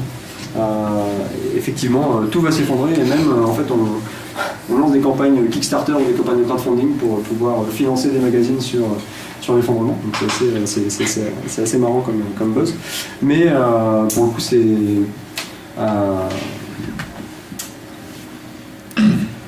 c'est pas entre guillemets des paroles en l'air. Il y a effectivement des démarches, des dynamiques d'impact dans un cadre anthropocène de l'homme sur son environnement et sur le climat qui tendent à penser que on va dire il y a des systèmes qui sont trop complexes aujourd'hui pour pouvoir survivre ou vivre, passer un certain usage des ressources, un certain usage des relations entre les différents acteurs non seulement au niveau local mais aussi au niveau mondial. Et je ne sais pas si vous avez vu, pareil, c'est un article qui est sorti il y a quelques dizaines de jours sur Nature, justement, qui fait une petite mise à jour en fait sur les dangers climatiques. En parallèle en fait de tout ça, ce qu'on voit émerger, c'est vous avez tous, je pense, un téléphone portable, un smartphone, un iPhone, et effectivement, comme cette phrase l'indique, le software eats the world. En gros, les capacités de calcul et les logiciels mangent littéralement le monde, dans le sens où tout ça en fait c'est de plus en plus puissant, d'accord. Ça permet de faire potentiellement de plus en plus de choses. Pourquoi, pour qui, je sais pas. Mais ça permet potentiellement de faire de plus en plus de choses. Mais par contre, ça se repose sur des ressources qui sont aussi des ressources matérielles, des matériaux, etc. qu'on va aller extraire. Et que ce soit au niveau informatique ou au niveau logiciel, mais aussi au niveau de chaque dynamique de la vie. Je sais pas si pour vous, vous avez une idée de qu'est-ce qui est renouvelable dans les énergies renouvelables. Moi, je sais pas trop, en fait. Donc c'est vraiment une question que je pose par rapport aux dynamiques d'extraction des matières, etc. Moi, je ne vois pas ce qui est renouvelable dans les énergies renouvelables aujourd'hui, par exemple. Mis à part la source, qui est le soleil ou le vent, en fait. Après, pour moi, il n'y a rien vraiment qui est vraiment renouvelable. Donc ça aussi, ça pose des questions de gestion des ressources, et effectivement, de comment est-ce qu'on gère les ressources de manière commune. Donc c'est assez intéressant aussi de voir les communs par le prisme, en fait, de modalités que sont l'énergie, le transport, l'électronique, l'information. Parce que lorsque on vous amène des concepts en fait, lorsqu'on vous amène des concepts ou des choses telles que les énergies renouvelables, etc., en fait, il est très difficile de détricoter ce qui est renouvelable de ce qui ne l'est pas à partir du moment où vous n'avez pas une connaissance partagée, une information partagée. Donc à partir du moment où vous n'avez pas de commun informationnel pour pouvoir travailler en fait sur ces notions, bah, c'est très difficile en fait de se forger en fait une opinion là-dessus. Donc partout il est question de ressources, d'énergie, de matériaux, etc. Je vous invite à regarder une conférence d'un ami qui s'appelle Alexandre Monin. Donc pour information, il est philosophe du web. Alors, philosophe du web, ça veut pas. Je te demande tout de suite ce qu'il fait. En gros, il a étudié le développement du web et le développement du numérique, d'accord, d'un point de vue philosophique, donc ce qui est déjà un peu bizarre. Et plus spécifiquement, il s'intéresse à la fin du numérique. Rien que ça. Donc une thèse qui soutient, c'est de dire en fait avec le développement des ordinateurs, des téléphones portables, etc. En fait, on va extraire de plus en plus de matériaux. On extrait de plus en plus de matières premières, aussi bien pour ces appareils électroniques que pour soutenir le développement des serveurs, que pour soutenir le développement des câbles qui permettent de relier les serveurs entre eux, que pour soutenir le développement des énergies renouvelables, que pour soutenir le développement des voitures électriques, etc. etc. Et que, en fait, à l'horizon 30 à 50 ans, en fait, il n'y aura plus assez de matières premières pour pouvoir soutenir le développement, notamment le développement des infrastructures numériques. Or, aujourd'hui, l'objectif, c'est que tout soit numérique, tout soit digitalisé. Donc ça pose la question de quel intérêt à travailler à fond pour tout digitaliser et tout numériser si effectivement la démarche en soi est obsolescente. ça c'est une thématique aussi qui est super intéressante et qui est adressée par Alexandre Monin, qui parle notamment, donc on a parlé de commun, d'accord, qui parle de commun négatif, dans le sens où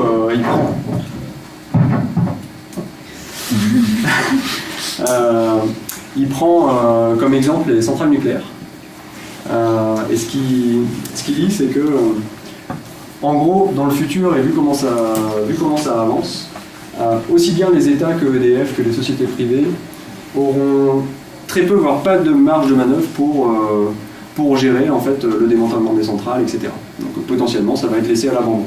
Le truc, c'est que laisser à l'abandon, ça veut dire simplement que, en gros, ça sera d'autres qui devront s'en occuper, et ça sera nous en tant qu'humanité, entre guillemets, en tant que société, en tant que citoyens, qui devront, comme qui dirait, deal with it, okay, se démerder avec ça.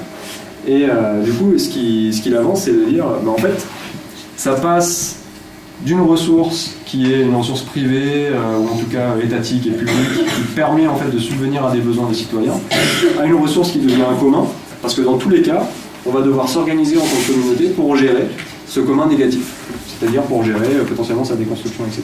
Donc c'est assez intéressant en fait la notion de commun négatif qu'il apporte dans le cadre de ses réflexions sur la fin du numérique, et il travaille aussi justement sur le droit des non-humains, notamment. Et effectivement, on rentre dans un monde que je considère qui est gouverné avec un E et pas ER, par les communs. Dans le sens où, si je prends l'exemple de Tesla, qui connaît Tesla? Ok, qui connaît pas Tesla? Est-ce qu'il y a des personnes qui ne connaissent pas Tesla? Le mec ou l'entreprise? Pardon? La personne ou l'entreprise? Alors, la personne, c'est Elon Musk. Une de ses entreprises, et une de ses entreprises, c'est Tesla. Qu'est-ce que vous connaissez sur Tesla, sur Elon Musk, et c'est quoi la relation avec les communs selon vous? Est-ce qu'il y en a qui peuvent nous dire quelque chose là-dessus? Donc, en gros, bon, déjà, qui est-ce qui est d'accord avec les visions, et qui est-ce qui est raccord avec la vision de Elon Musk sur le fait de faire partir des gens sur Mars parce que la Terre c'est trop le bordel et qu'il faut développer une nouvelle infrastructure, sur le fait que les voitures électriques vont changer le monde parce que de toute façon on ne peut plus brûler autant d'énergie fossile, parce que en fait les voitures électriques vont être rechargées par des batteries qui elles seront connectées à des toits solaires qui permettront de produire de l'électricité solaire parce que tout simplement c'est plus propre. Qu'est-ce que vous pensez de ces dynamiques-là? Intéressant. Bullshit, ouais. Ça lui permet de gagner beaucoup d'argent. Ça lui permet de gagner beaucoup d'argent. Je pense pas que ça soit sa motivation première. Parce que je pense que. Ça marche. Mais ça marche, tout à fait. Ça marche malgré le fait que ça soit pas profitable. Complètement. Est-ce qu'il y a d'autres retours? Oui, je crois que tu avais levé la main. Non? Non? Ouais. Pour moi, il est complètement à côté de la plaque. Enfin, tout le monde l'écrit comme un génie visionnaire, mais il se rend même pas compte que ça sert à rien de partir sur Mars si on n'arrive même pas. Enfin, si c'est pour reproduire les mêmes erreurs. Et puis déjà, ça va jamais se faire parce qu'on n'aura pas les ressources. Mais... Ok. C'est intéressant. Je sais plus, j'avais vu quelque chose comme quoi. Enfin, j'ai pas retrouvé les sources, mais comme quoi le carnet de commande même de Tesla épuise les ressources en lithium de la Terre. Donc. Complètement. Et que juste pour faire partir. Pour faire décoller le nombre de fusées qu'il faut pour amener ne serait-ce que l'infrastructure sur Mars, en fait, il n'y a déjà pas assez de ressources pour pouvoir faire décoller le nombre de fusées. Alors là, là-bas et là. Ouais. J'ai l'impression que c'est un peu s'accrocher à ce confort technologique qu'on ne veut pas perdre en disant si ça va marcher si on met des panneaux solaires, ne vous inquiétez pas, en fait ce qu'il nous faut c'est juste encore plus de progrès et encore plus d'investissement et on va y arriver. Complètement, c'est une vision, tout à fait. Oui.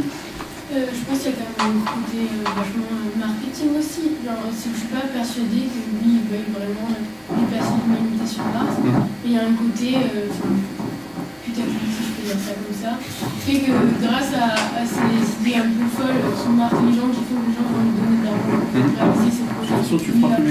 Pardon, ouais, j'ai Voilà, du coup, je pense que c'est un peu un côté. Ah, je fais des trucs fous, regardez, donnez-moi des sous pour après lui faire des trucs qui sont. Enfin, peut-être pas forcément ça.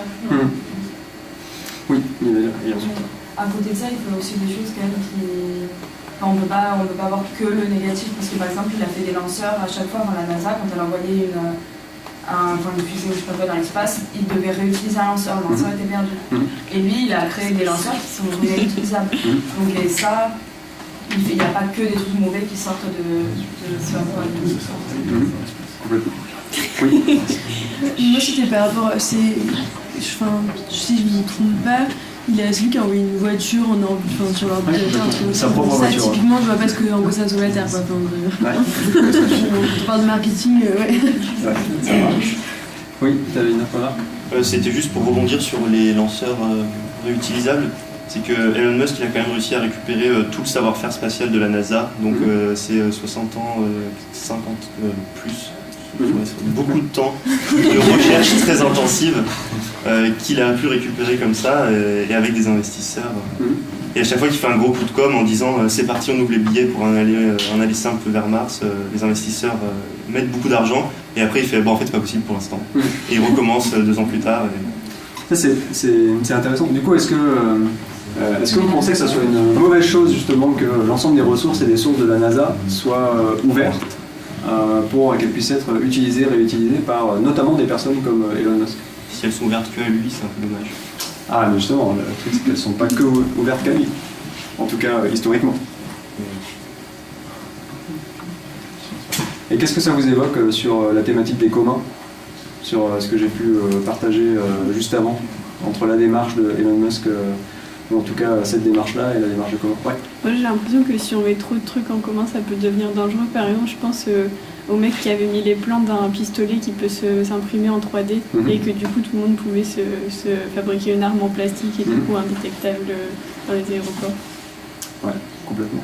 Mais du coup, ça pose la question, est-ce que c'est un commun? Ouais. Ouais, dans le même esprit, moi typiquement je serais pas hyper rassurée si tout le monde avait la recette genre de bombe atomique. Ok. La recette. Oui, mais juste dans les cas de l'arme, tu as besoin de la munition, ce qui n'est pas normal de la fabriquer chez soi. Dans les cas de l'arme atomique, tu vas pas faire chez si tu veux pas avec l'argent. Ah, c'est une bonne question. C'est juste. Même si c'est pas atomique, des bombes qui sont en ton jardin, je pense. Ouais, je connais aux États-Unis un gamin de 14 ans qui a fabriqué un mini-réacteur nucléaire dans son garage. Wow. Je vous partagerai la vidéo, c'est assez impressionnant. Oui, là et ensuite derrière. Mais du coup, je me suis posé la même question et je me suis dit, est-ce que c'est pas le fait de privatiser qui crée du coup la concurrence, des rivalités et du coup qui engendre des mauvaises intentions de bombes nucléaires, d'armes, de tout ce que tu veux, et que du coup le fait de rendre commun les choses, ça peut peut-être détendre l'atmosphère plus que de foutre un bordel pas possible. Complètement, c'est intéressant. Oui. Je pense que c'est une problématique de personnes qui utilisent mal les informations et pas du tout spécifiques aux communes en fait. Alors c'est sûr que si il va toujours y avoir des gens mal intentionnés qui peuvent utiliser des informations, mais c'est comme ça aujourd'hui quoi. Vous allez aux États-Unis, vous achetez une arme, au final c'est votre gens qui fait ça et même plus en 3D quoi. Même, j'aurais tendance à dire que la barrière d'accès à l'impression de l'arme en impression 3D est plus élevée que acheter une arme. Ouais. Oui, tu avais levé la main. C'était par rapport à réagir, par rapport à ce qu'il disait, si tout était commun. En fait, je pense que je suis assez d'accord avec ce qu'il dit, dans le sens où si on arrive à avoir, dès qu'on produit quelque chose ou une nouvelle idée ou quoi que ce soit, que ce soit dès le départ en commun, on ne pourrait plus en fait se permettre de produire des choses qui seraient à but soit destructeur envers quelqu'un, soit négatif. Parce qu'en fait, comme tout le monde aurait les plans de ce qu'on fait en permanence à chaque fois, on ne pourrait pas se permettre de le faire parce qu'on serait directement dans la position inverse, en fait, dans la position de la cible plus que de l'attaquant. Ok. Donc je repose la question du coup, mais dans ce cas, est-ce que c'est un commun? Vas-y, Jean. Ouais, je voulais juste ajouter quelque chose dont on ne parle pas souvent, c'est la responsabilité du chercheur et de l'ingénieur. C'est que, par exemple, pour la bombe nucléaire, est-ce que en fait, la solution n'aurait pas été juste de ne pas la faire? C'est ce que le groupe de travail qui a bossé sur le projet disait, en fait, on aurait dû arrêter le truc et se poser la question de l'engagement politique qu'il y avait derrière. Et sachant qu'il y a quelques courriers de Einstein justement par rapport à ça qui quand même mettent en garde. Oui. Mais justement, elle a été faite parce qu'il y avait un jeu entre deux nations. Et si la recherche mondiale était en commun, il n'y aurait pas eu ce jeu-là, parce qu'il n'y aurait pas eu un qui aurait pu l'avoir avant l'autre. Donc il n'y aurait pas eu. Je pense qu'elle n'aurait pas été développée. Ça c'est intéressant. Du coup, je rappelle juste un point, c'est que un commun, c'est pas open bar. Un commun, il y a la nécessité de travailler les règles en fait. Donc aujourd'hui, par exemple, ce que produit la NASA, ils l'ouvrent, d'accord. On peut considérer ça comme un commun parce que les contributeurs en fait de la production de cette ressource et de cette source se sont dit on va l'ouvrir. Donc c'est effectivement les contributeurs, donc les chercheurs de la NASA qui ont décidé d'ouvrir cette connaissance. Donc c'est eux qui sont à l'origine de la définition de ces règles, d'accord. Après effectivement l'usage, etc. Après pose la question de lorsqu'il y a un usage extérieur au commun qui est fait, à qui incombe la responsabilité? Est-ce que le fait que la NASA ouvre ses plans, est-ce que le fait que les travaux de Einstein soient publics, publiés, etc., est-ce que ça leur fait porter la responsabilité en fait de l'ensemble de ce qui est fait à partir de ces recherches? C'est une très bonne question. Je pense que c'est insoluble comme question, personnellement. Il y avait quelqu'un qui a levé la main, je crois. Non. Est-ce que vous êtes au courant, par exemple, que Tesla a ouvert certains de ses brevets? En fait, ils ont mis en open source certains de leurs brevets. Ça, c'est intéressant parce que c'est une information qui est passée relativement inaperçue, en fait. Ils ont mis en open source certains de leurs brevets, notamment des brevets sur les infrastructures de recharge électrique. Donc, c'est pas anodin, bien entendu.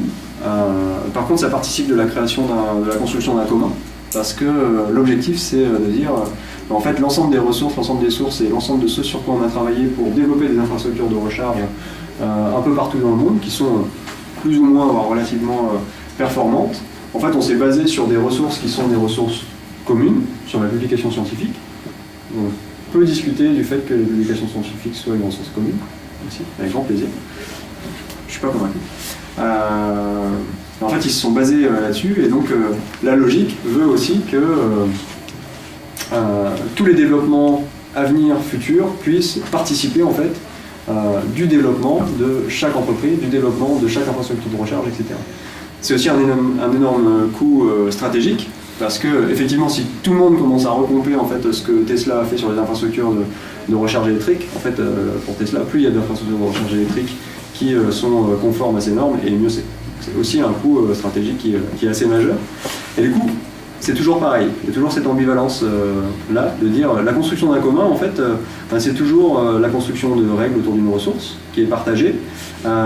Mais d'un autre côté, on ne sait jamais si cette règle ou cette règle est effectivement définie avec l'ensemble des contributeurs et pour et par l'ensemble des contributeurs, ou bien est-ce qu'il y a des intérêts aussi derrière qui sont potentiellement stratégiques ou des choses comme ça. Mais c'est intéressant, je vous invite vraiment à creuser. Je ne suis pas du tout avocat de Elon Musk. Personnellement, je suis fortement en désaccord avec la vision, personnellement. Mais par contre, je trouve très intéressant en fait, d'étudier le personnage et d'étudier ce qu'il fait et comment il le fait, parce que en fait il adresse des champs qui sont super variés, avec une vision complètement dingue, en fait, voire ridicule, quoi, de dire on va tous aller sur Mars et l'objectif c'est de développer une espèce multiplanétaire. Son objectif c'est ça, son objectif c'est en gros que l'espèce humaine soit une espèce multiplanétaire avec l'objectif d'avoir des colonies un peu partout, et Mars en fait c'est juste une étape pour aller vers d'autres planètes, etc. Donc le bonhomme est un peu barré. Mais par contre c'est très intéressant en fait de s'intéresser à ce qu'il fait, de s'intéresser à comment il le fait, et de s'intéresser aux avancées aussi qu'il permet. Parce que là où je te rejoins, c'est que malgré cette vision-là, les avancées sont assez surprenantes, quoi. Que ce soit dans le spatial, que ce soit sur les développements entre guillemets des gigafactories qu'on peut voir là, ou en tout cas sur les développements intégrés en fait de l'ensemble de produits qui ont une vision entre guillemets soutenable. Je mets des gros guillemets en fait sur soutenable. Bref, il y a tout un déroulé de la pensée systémique de comment est-ce qu'on peut aller vers une société soutenable qui est intéressante à creuser, et les liens sont très intéressants à creuser. En fait, ce qui est passionnant, je trouve, c'est justement de penser l'écosystème ou le système Elon Musk au prisme des communs. Ça permet de voir aussi la diversité des disciplines et des secteurs qui sont adressés et les liens qu'il peuvent y avoir, les liens systémiques en fait qu'il peut y avoir entre ces différentes disciplines et ce qui est produit dans le cadre de ces industries. Oui. Ça me faisait juste penser à toutes les avancées qui ont pu permettre le développement de l'humanité aujourd'hui. Majoritairement, c'est des trucs qui sont sortis de la conquête de l'espace, de la guerre. Donc ok, on a avancé sur plein de trucs, mais quelles étaient les conséquences de tout ça? Quelles sont encore les conséquences de tout ça? Et du coup, c'est bien beau, mais c'est la merde quand même. Et complètement. Et est-ce qu'on en a besoin? Oui, forcément, ça rejoint le besoin. Bon, après, je sais pas si vous êtes déjà rentré dans une Tesla et si vous avez déjà conduit une Tesla, c'est quand même relativement agréable. Ah, ça se conduit Ça se conduit une Tesla? Elle se conduit pas toute seule? Ah ouais, si aussi. Mais si ça vous intéresse, il faut pas être fermé aux expériences. Si ça vous intéresse, vous pouvez prendre contact avec. Il y a un concessionnaire Tesla sur Lyon. Pour le coup, ils sont super sympas. Et ça, c'est vraiment cool. Et vous pouvez très bien demander un essai ou quoi que ce soit pour tester. Et en général. C'est avec plaisir, donc faut pas hésiter. Ça donne une idée aussi, parce qu'en fait, pour être clair, une voiture Tesla, en fait, c'est pas une voiture, c'est un ordinateur sur roue. C'est juste ça. Une Tesla, c'est ni plus ni moins qu'un ordinateur sur roue. Et en fait, le prisme Elon Musk, c'est pas de penser en mobilité, c'est pas de penser en énergie ou quoi que ce soit, c'est de penser en capacité de calcul et en information. Pour vous redonner une idée, ce que vous avez dans votre téléphone aujourd'hui, c'est plus puissant que ce qui a permis d'aller sur la Lune. Ok ? En termes de capacité de calcul. C'est largement plus puissant que ce qu'il y avait en fait à bord de la fusée qui a permis aux personnes d'aller sur la Lune. Donc, je sais pas si vous vous rendez compte en fait de l'avancée en termes de puissance de calcul et de ce que ça peut permettre ou de ce que ça peut pas permettre en termes d'effondrement aussi. Et bien entendu, le monde est un peu plus complexe que les volets techniques, technologiques, etc. Notamment, il faut faire avec le monde tel qu'il est, c'est-à-dire avec la politique. Je ne sais pas si vous reconnaissez, là vous avez Elon Musk, là vous avez Donald Trump, d'accord. Et au milieu, vous avez en gros Tim Cook, vous avez Peter Thiel et une personne de, je ne me rappelle plus son prénom. Bref, des grands majors en fait, des aspects techno et des visions complètement barrées de la société, quoi. Et donc ce qui est intéressant, c'est que dans tous les cas, quand il y a des événements qui sont inattendus, pour certains, pas pour d'autres, comme une élection d'un type comme Trump, et ben c'est intéressant de voir comment les choses se construisent, quoi. Donc, quel rapport avec les communs? Et plus spécifiquement, donc je vais vous parler de l'open source rapidement. Est-ce que vous voulez prendre une pause avant que je poursuive? C'est possible. Ouais. Pas trop dans le temps. Je sais pas quelle heure il est. Il est 45. Il est 45. Il reste un quart d'heure. Ok, c'est cool, j'ai encore plein de slides. Bon, en gros, je parle rapidement des volets open source. Je sais pas si parmi vous, il y en a qui connaissent l'histoire du développement de GNU Linux, etc., de pourquoi est-ce que les dynamiques libres et open source se sont mises en place. Ouais, il y en a deux. Est-ce qu'il y a d'autres personnes qui voient comment ça, enfin comment un peu c'est né, en tout cas, enfin c'est l'histoire, c'est une histoire de comment ça s'est mis en place, mais cette histoire est assez marquante et assez intéressante en fait pour voir l'impact que peut avoir le développement de commun ou le développement de l'open source. Donc ouais, il y a un de vous deux qui veut prendre la parole, battez-vous. Si tu veux. Ouais. C'est l'histoire d'un monsieur qui s'appelle Richard Stallman, qui avait une imprimante et qui voulait la corriger parce qu'il y avait un problème. Sauf que son imprimante, il avait aucune documentation, le logiciel était propriétaire, il ne pouvait rien faire et il ne comprenait pas pourquoi est-ce qu'il a acheté un matériel qu'il possède, parce que ce n'était pas une location, ce n'était pas une licence, c'était un achat. Pourquoi est-ce qu'il ne serait pas en mesure de le contrôler comme bon lui semble, parce que c'est le sien maintenant. Donc à partir de là, il a développé et propagé une philosophie du logiciel open source où tout ce qu'on code, toutes les personnes peuvent lire ce code, le modifier, le redistribuer, avec l'histoire des licences dont tu as parlé au début, avec aussi notamment une histoire de licence plus ou moins permissive, c'est-à-dire celle de Stallman. Alors, Stallman, c'était GNU. Ouais, c'est ça. Donc les licences qui découlent de la philosophie de Stallman sont des licences où quand tu as une obligation de redistribuer sous la même licence ton travail. Et à côté, il y a une philosophie parallèle qui était celle de BSD où tu peux faire du truc fermé avec parce que c'est pour le bon fonctionnement des choses. Complètement. Donc, en fait, le côté BSD, c'est le côté open source, c'est le côté open bar. Tu prends, tu piques, tu fais ce que tu veux. Le côté GNU Linux, le côté Richard Stallman. Alors, à l'origine, c'est très libriste. Puis au fur et à mesure, effectivement, il y a eu des déclinaisons open source, etc. Mais l'idée, c'est effectivement que les licences soient virales. Donc ça veut dire que tout développement dans le cadre d'une licence, toute modification doit donner lieu en fait à publication dans le même cadre de licence. Complètement. Ça, c'est un des exemples. Et je pense que j'ai beaucoup trop parlé déjà. Manu, Déborah, est-ce que... Manu peut-être déjà, et puis ensuite Déborah peut-être, si en fonction du temps.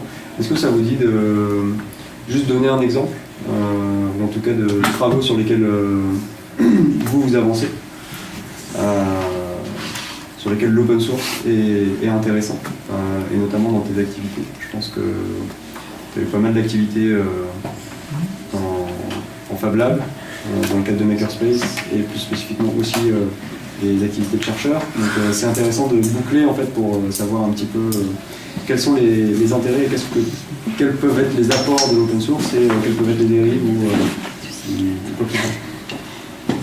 Je ne sais pas si je vais aller jusque-là. En tout cas, une façon où j'utilise des communs. Moi, en fait, j'ai une formation d'ingénieur, juste pour situer, et j'ai une activité de maker. C'est-à-dire que je fabrique des choses avec mes mains en utilisant mes connaissances d'ingénieur et en utilisant tout ce que j'apprends au fur et à mesure. Et pour faire tout ça, j'ai besoin de machines, j'ai besoin de moyens techniques, j'ai besoin de mètres carrés, j'ai besoin en tout cas d'avoir accès à ces machines, à ces mètres carrés, à ces connaissances. Et pour ça, je fréquente soit des Fab Labs traditionnels, enfin des Fab Labs qui se définissent en tant que tels. Le Fab Lab, vous connaissez? D'accord, donc c'est des ateliers partagés. Derrière là-bas, il y a eu un nom. D'accord, alors les Fab Labs, c'est des ateliers partagés qui, de façon très traditionnelle, mettent à disposition des moyens de fabrication numérique type imprimante 3D, découpe numérique ou découpe laser. Puis après, il y a d'autres structures qui ressemblent beaucoup dans le fonctionnement et qui définissent pas forcément comme Fab Lab, mais qui ont des principes assez proches de mettre à disposition ou partager des moyens de fabrication et des mètres carrés. En fait, pour faire le lien avec le commun, certains lieux, certains espaces mettent à disposition ces moyens, mais en fait autorise les utilisateurs à contribuer à l'entretien du lieu ou à l'entretien des machines. Alors c'est ce qui se passe aussi à la mine, même si on ne se définit pas vraiment comme un Fab Lab, mais on est raccord avec la philosophie. Quand on est à la mine, ou quand je suis à la mine pour parler sur mon cas, et qu'il y a une machine qui ne fonctionne pas ou qui fonctionne mal, et ben en fait je vais essayer de la réparer, de la remettre en état pour moi déjà pour m'en servir parce que j'en ai besoin, mais aussi pour permettre à d'autres personnes de s'en servir. Donc c'est une manière en fait de contribuer à un commun, le commun étant la perceuse qui ne fonctionnait pas ou la machine ou peu importe en fait le moyen technique. Et puis je peux dans l'entretien d'un commun, en fait, je peux aller un petit peu plus loin. Je peux aussi dire, je vais peut-être aller faire un mode d'emploi de cette machine, comment on la met en route, comment on l'entretient, pour que le suivant l'utilise correctement et puisse aussi l'utiliser à son tour. Donc une petite doc technique, ou je peux aussi imaginer mettre en place une formation, par exemple, pour aller l'utiliser correctement et pouvoir faire un meilleur travail ou utiliser tout le potentiel de la machine. Ça peut être aussi, si on parle de mètres carrés, ça peut être aller aménager un espace pour soit pas utilisé seulement par moi, mais qui soit utilisé par d'autres personnes. Donc ça peut être des aménagements très basiques, hein, je sais pas, mettre de la lumière, construire des mobiliers, construire des rangements, indiquer comment les choses sont rangées dans la partie atelier, dans la partie laboratoire. Donc on peut, à la mine, c'est quelque chose qu'on pratique énormément, de faire en sorte que tout le monde qui fréquente la mine, potentiellement, est capable de faire des propositions d'aménagement, d'installation, de façon de fonctionner, et peut aussi le faire. Alors, sous réserve, comme Riel l'a dit plusieurs fois, c'est pas open bar, c'est-à-dire qu'on ne fait pas ce qu'on veut n'importe comment. Il y a des choses qu'on peut faire sans demander, sans en discuter, parce que c'est relativement évident. Puis il y a des choses où il vaut peut-être mieux en discuter, notamment une ressource qui est assez rare, qui est assez difficile, c'est le mètre carré. Le mètre carré, de manière très, très générale, on voit dans une agglomération, dans une ville, le mètre carré il a un coût et il est relativement rare. Le mètre carré à la mine, c'est pareil. Le bâtiment, pour ceux qui sont venus, le bâtiment n'est pas très grand. On est beaucoup à le fréquenter, et donc en fait, on ne peut pas non plus s'approprier des mètres carrés, des surfaces comme on veut. Et il y a des discussions à avoir, des échanges à avoir sur comment est-ce qu'on s'en sert. À la mine, en tout cas, on est beaucoup dans de la discussion.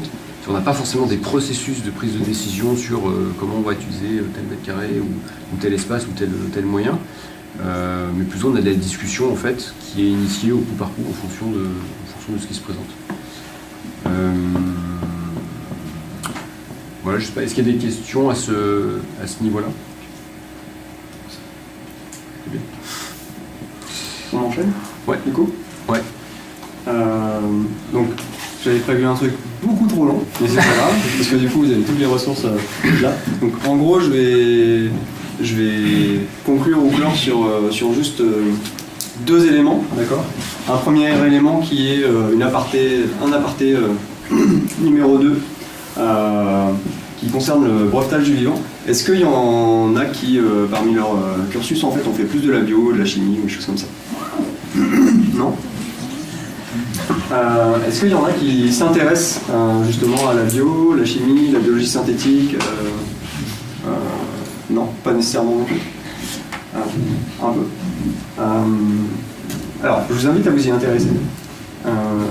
Parce que il va y avoir pas mal de développements dans les années à venir qui vont beaucoup impacter en fait non seulement le milieu de l'informatique, mais aussi la mécanique, mais aussi toutes ces choses-là. Simplement parce que l'ADN, c'est un vecteur de portage de l'information, d'accord, et que aujourd'hui en fait on peut utiliser de l'ADN pour véhiculer n'importe quel type d'information, c'est-à-dire aussi bien des informations. Aujourd'hui, on est en capacité, plutôt que d'utiliser un disque dur, d'encrypter de l'information dans l'ADN. Donc ça c'est super intéressant en termes de... ça change quand même pas mal de choses en termes de vecteurs et de véhicules d'information. C'est-à-dire que plutôt que d'avoir une clé USB, potentiellement vous avez un implant en fait qui vous permet de transporter l'information d'un point A à un point B. Donc c'est assez barré aussi comme truc. Ça c'est un premier volet. Et du coup, moi ça m'amène à me poser pas mal de questions, notamment qui sont plus des questions historiques aussi. Parce que dans un cursus et dans un cadre ingénieur, et notamment quand vous abordez en fait des projets d'entreprise, en général il y a des accords de confidentialité, en général ce que vous allez faire c'est déposer des brevets, etc. etc. Et ce qui est intéressant c'est que je suis pas convaincu que les brevets ça soit applicable et que ça soit intéressant pour tout, notamment parce que même si la mise en place et la construction des brevets à l'origine avait une vocation qui est noble. La vocation d'un brevet, en fait, c'est de pouvoir mettre à disposition l'information sur le développement de tout et n'importe quoi à une communauté ou à des personnes pour qu'elles puissent elles-mêmes en fait reproduire ce truc ou quoi que ce soit. Sous des conditions qui sont des conditions de brevet. C'est-à-dire que si vous réutilisez le brevet ou quoi que ce soit, il faut que vous payiez des royalties, etc., etc. Mais l'ambition à l'origine était noble, c'est-à-dire que l'objectif c'était de protéger les personnes qui développaient ces technologies ou ces techniques, ce qui est normal. Lorsqu'on a passé 10 ans en fait, de travail pour déposer un brevet, c'est normal que ce travail soit protégé d'un côté, et d'un autre côté, un brevet, en fait, dans un brevet, vous avez tout. Littéralement tout. Si vous voulez prendre le brevet qui a été déposé par exemple sur les batteries Tesla à un moment, etc., vous pouvez prendre ce brevet-là et refaire une batterie chez vous de A à Z, clairement, en suivant ce brevet, clairement. Bon, le seul souci, c'est que vous risquez d'avoir des problématiques, surtout si vous vendez ensuite cette technologie ou bien si Tesla vend de ça, parce que effectivement, à partir du moment où c'est breveté, ça veut dire que vous devez demander l'autorisation à la personne ou à l'entité qui a déposé le brevet pour pouvoir l'utiliser effectivement et pour pouvoir reproduire ce qui a été fait dans le cadre du brevet. Donc c'est intéressant pour protéger aussi des ressources potentiellement qui sont critiques. Mais par contre, il y a des dérives qui peuvent être relativement fatales ou contraignantes, comme notamment un des exemples qui est ici, qui est le brevetage du vivant. Je ne sais pas si ça vous parle. À qui ça ne parle pas du tout, le brevetage du vivant? Levez la main. Ok. En gros, depuis quelques dizaines d'années, il y a l'ensemble des entreprises, enfin beaucoup d'entreprises pharmaceutiques en fait ont un peu de mal en fait à synthétiser des molécules ou des médicaments ou quoi que ce soit. Et donc l'objectif c'est d'aller chercher dans la nature en fait des molécules qui permettent de soigner. Je caricature mais c'est à peu près ça. Okay, donc pour ça, en général, ou en tout cas souvent, il y a des démarches qui consistent à aller voir dans des sociétés indigènes, aller voir dans la forêt, etc. Ce qui est fait en termes de pratique et ce qui est utilisé en fait en termes de molécules ou en termes de substances. Et il s'avère que pendant un moment, il était possible, en gros, lorsque, par exemple, vous alliez dans une communauté indigène ou une communauté particulière qui utilise des substances particulières pour soigner une maladie, de récupérer cette molécule ou cette substance, de la modifier juste un petit peu, et de dire, bah maintenant, si vous voulez utiliser cette molécule ou cette substance, eh ben, vous allez devoir payer parce qu'elle est brevetée.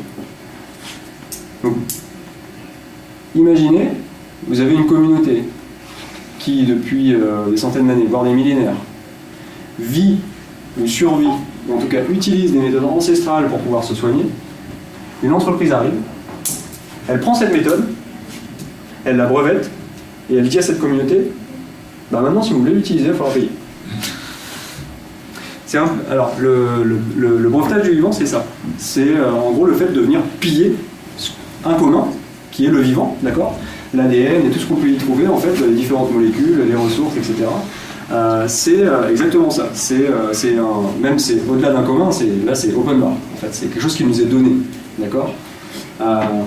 Le souci, c'est que dans des dynamiques open bar, il y a toujours des personnes qui profitent de l'open bar pour se prendre une cuite, en gros. Et c'est un peu le cas en fait dans le cas du brevetage du vivant. Le principe, c'est effectivement de venir piller en fait un commun ou quelque chose qui est accessible, de le breveter, donc de l'enclore, et donc de dire, mais à partir du moment maintenant où vous voulez utiliser ça, il va falloir payer. Exactement. Donc ces exemples-là sont intéressants parce que depuis maintenant 10-15 ans, en fait, il y a pas mal de discussions et pas mal de réflexions sur comment est-ce qu'on construit un commun du vivant, justement, comment est-ce qu'on construit des règles communes pour pouvoir éviter ce genre de choses, parce que effectivement, ça met quand même pas mal de monde dans la panade et dans la merde lorsqu'il y a besoin d'utiliser des ressources qui sont ancestrales et millénaires et qui ont été brevetées et sur lesquelles maintenant ils doivent payer. C'est un peu le même principe avec les OGM. C'est exactement le même principe avec les OGM. Lorsque on a un grand groupe industriel qui avant était déjà un grand groupe industriel et qui aujourd'hui est un méga groupe industriel qui produit des OGM et notamment qui vient vendre ces OGM en Afrique, notamment pour les céréales et pour le maïs, et qui dit en fait à ces personnes-là, vous ne pouvez pas réutiliser ces plants à moins que vous nous payiez, parce qu'en fait les plants que vous utilisez ont été génétiquement modifiés et sont brevetés. En termes de souveraineté et d'accès à la nourriture, c'est problématique, parce que ça veut dire que vous dépendez d'une entreprise pour pouvoir vous nourrir. C'est assez hallucinant. Donc ça c'est un autre exemple en fait du brevetage du vivant et du potentiel que peut avoir de la construction en commun, en tout cas de sources communes, pour pouvoir pallier ces dérives. Et je vais terminer sur cet exemple. Est-ce que vous vous souvenez de ce qui s'est passé en 2011 et plus spécifiquement je crois que c'était en septembre je crois, en septembre 2011. Mars 2011 Fukushima. De quoi? C'est Fukushima. Ouais, c'est ça. C'était en mars du coup. C'était en mars. Ouais, c'était en mars. C'était en mars. Exactement. Donc c'était Fukushima en mars 2011. Donc je ne sais pas si vous aviez suivi un peu comment était gérée la crise Fukushima. En gros, il y a eu le tsunami, il y a eu le problème du réacteur nucléaire de Fukushima, etc. Et en gros, le gouvernement a dit « Vous inquiétez pas, on s'occupe de tout. » Oui, mais on aimerait bien, vous inquiétez pas, on s'occupe de tout. Ouais, mais moi j'habite juste à côté, vous inquiétez pas, on s'occupe de tout, on sait. Ok. Donc ça c'était bien un jour, c'était bien 2 jours, c'était bien 3 jours, et puis au bout de 4 jours, en fait, personnes se sont dit, en fait, on n'a aucune information, et il y a une nécessité de s'organiser, en fait, pour pouvoir collecter cette information sur le degré de radiation, en fait, qu'il y a dans les alentours, et donc l'impact que ça a sur nous, sur notre santé, etc., puisque, en fait, le gouvernement ne fait pas son job. Donc, en fait, le service public ne fait pas son job. C'est-à-dire que le service public ne fait pas son job d'accompagnement des citoyens, d'accompagnement des personnes, de compréhension de la situation et de comment faire en sorte qu'on puisse s'organiser en tant que société pour faire face à une catastrophe ou à une crise. Donc du coup, on a un groupe d'ingénieurs et différentes personnes et passionnés en fait, qui a été embarqué notamment par un chercheur qui est aujourd'hui directeur du MIT Media Lab aux États-Unis. Que je vous invite à googler et à aller voir aussi ce qu'il dit et ce qu'il écrit, qui s'appelle Joi Ito, J-O-I et plus loin I-T-O, qui a embarqué pas mal de personnes et qui s'est basé en fait sur des technologies et des développements open source pour pouvoir développer des compteurs GDR. Donc en fait des compteurs de radiation, d'accord. Donc du coup ce qu'il a fait, c'est ce qu'ils ont fait ensemble, c'est qu'ils ont développé effectivement ces compteurs GGR à partir de bases open source, donc c'était ouvert, donc ils se sont dit, il y a une crise, on se fédère en communauté, on s'approprie une ressource qui est le développement de compteurs GGR en open source, et puis on les développe et on les met à disposition en fait, des citoyens pour pouvoir faire de la mesure au fur et à mesure. Ça ressemble à ça, en fait, les compteurs GGR, donc c'est des boîtiers qui sont basés sur, je ne sais pas si vous connaissez, mais des cartes microélectroniques telles que Arduino, Raspberry Pi, etc., et qui permettent en fait d'aller sur le terrain et d'être dans des dynamiques de collecte d'informations et de données sur justement les radiations un peu partout. Ce qui est super intéressant par rapport à ça, c'est que la communauté a pu se structurer grâce notamment aux dynamiques qui sont mises en place autour de l'open source et autour d'Internet et a permis de donner des moyens d'agir et des moyens d'action à une population qui était complètement en fait, laissée de côté par le gouvernement. Je vous laisse la suite. Allez-y, vous pouvez rentrer si vous voulez. Je vais terminer là. En gros, je vous laisse sur cette citation de Neumann. Je ne sais pas si ça vous parle, mais c'est pareil, si vous ne connaissez pas, il est plus très jeune, mais je vous invite à lire aussi ce qu'il a écrit, etc. C'est assez intéressant. Donc, ce qu'il dit, c'est l'espèce humaine a été soumise à des tests similaires par le passé, avec une capacité congénitale à s'en sortir après des séries variables de problèmes. Demander à l'avance une recette complète, c'est pas tellement raisonnable. On peut simplement énoncer les qualités humaines qui sont requises, que sont la patience, la souplesse et l'intelligence. Et c'est un peu ça en fait que permettent notamment les dynamiques autour des communs, c'est qu'il faut s'organiser, donc il faut de la patience, il faut de la flexibilité parce qu'il faut pouvoir s'adapter aux uns et aux autres, et il faut un minimum d'intelligence en fait pour pouvoir attaquer les problématiques de société. Donc je vous laisse avec ça. J'avais encore plein de slides, donc je vous les passe comme ça. Tac, tac, tac, tac, tac, tac. Ça aussi c'est intéressant, savoir ses pouvoirs et calculer c'est décider. En gros, l'information c'est le pouvoir et le calcul en fait, donc toutes les démarches d'intelligence artificielle, etc. Et d'algorithmes qui vous permettent de voir ce que vous ne souhaitez pas voir sur Facebook, par exemple. C'est ce qui vous permet de décider. Donc en fait, posez-vous la question, est-ce que l'information que vous avez devant vous permet effectivement de décider ou est-ce qu'on décide à votre place? Est-ce que l'information est en cours? Merci beaucoup, je suis désolé vraiment d'avoir complètement...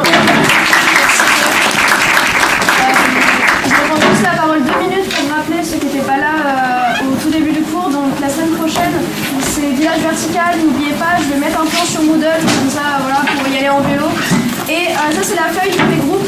Si vous n'êtes pas encore inscrit, là, il y a un groupe avec 7 personnes. On avait mis plutôt des 4 groupes de 6. Parce que s'il y a quelqu'un avec 7 personnes, bah, du coup, il y a un groupe avec moins de personnes.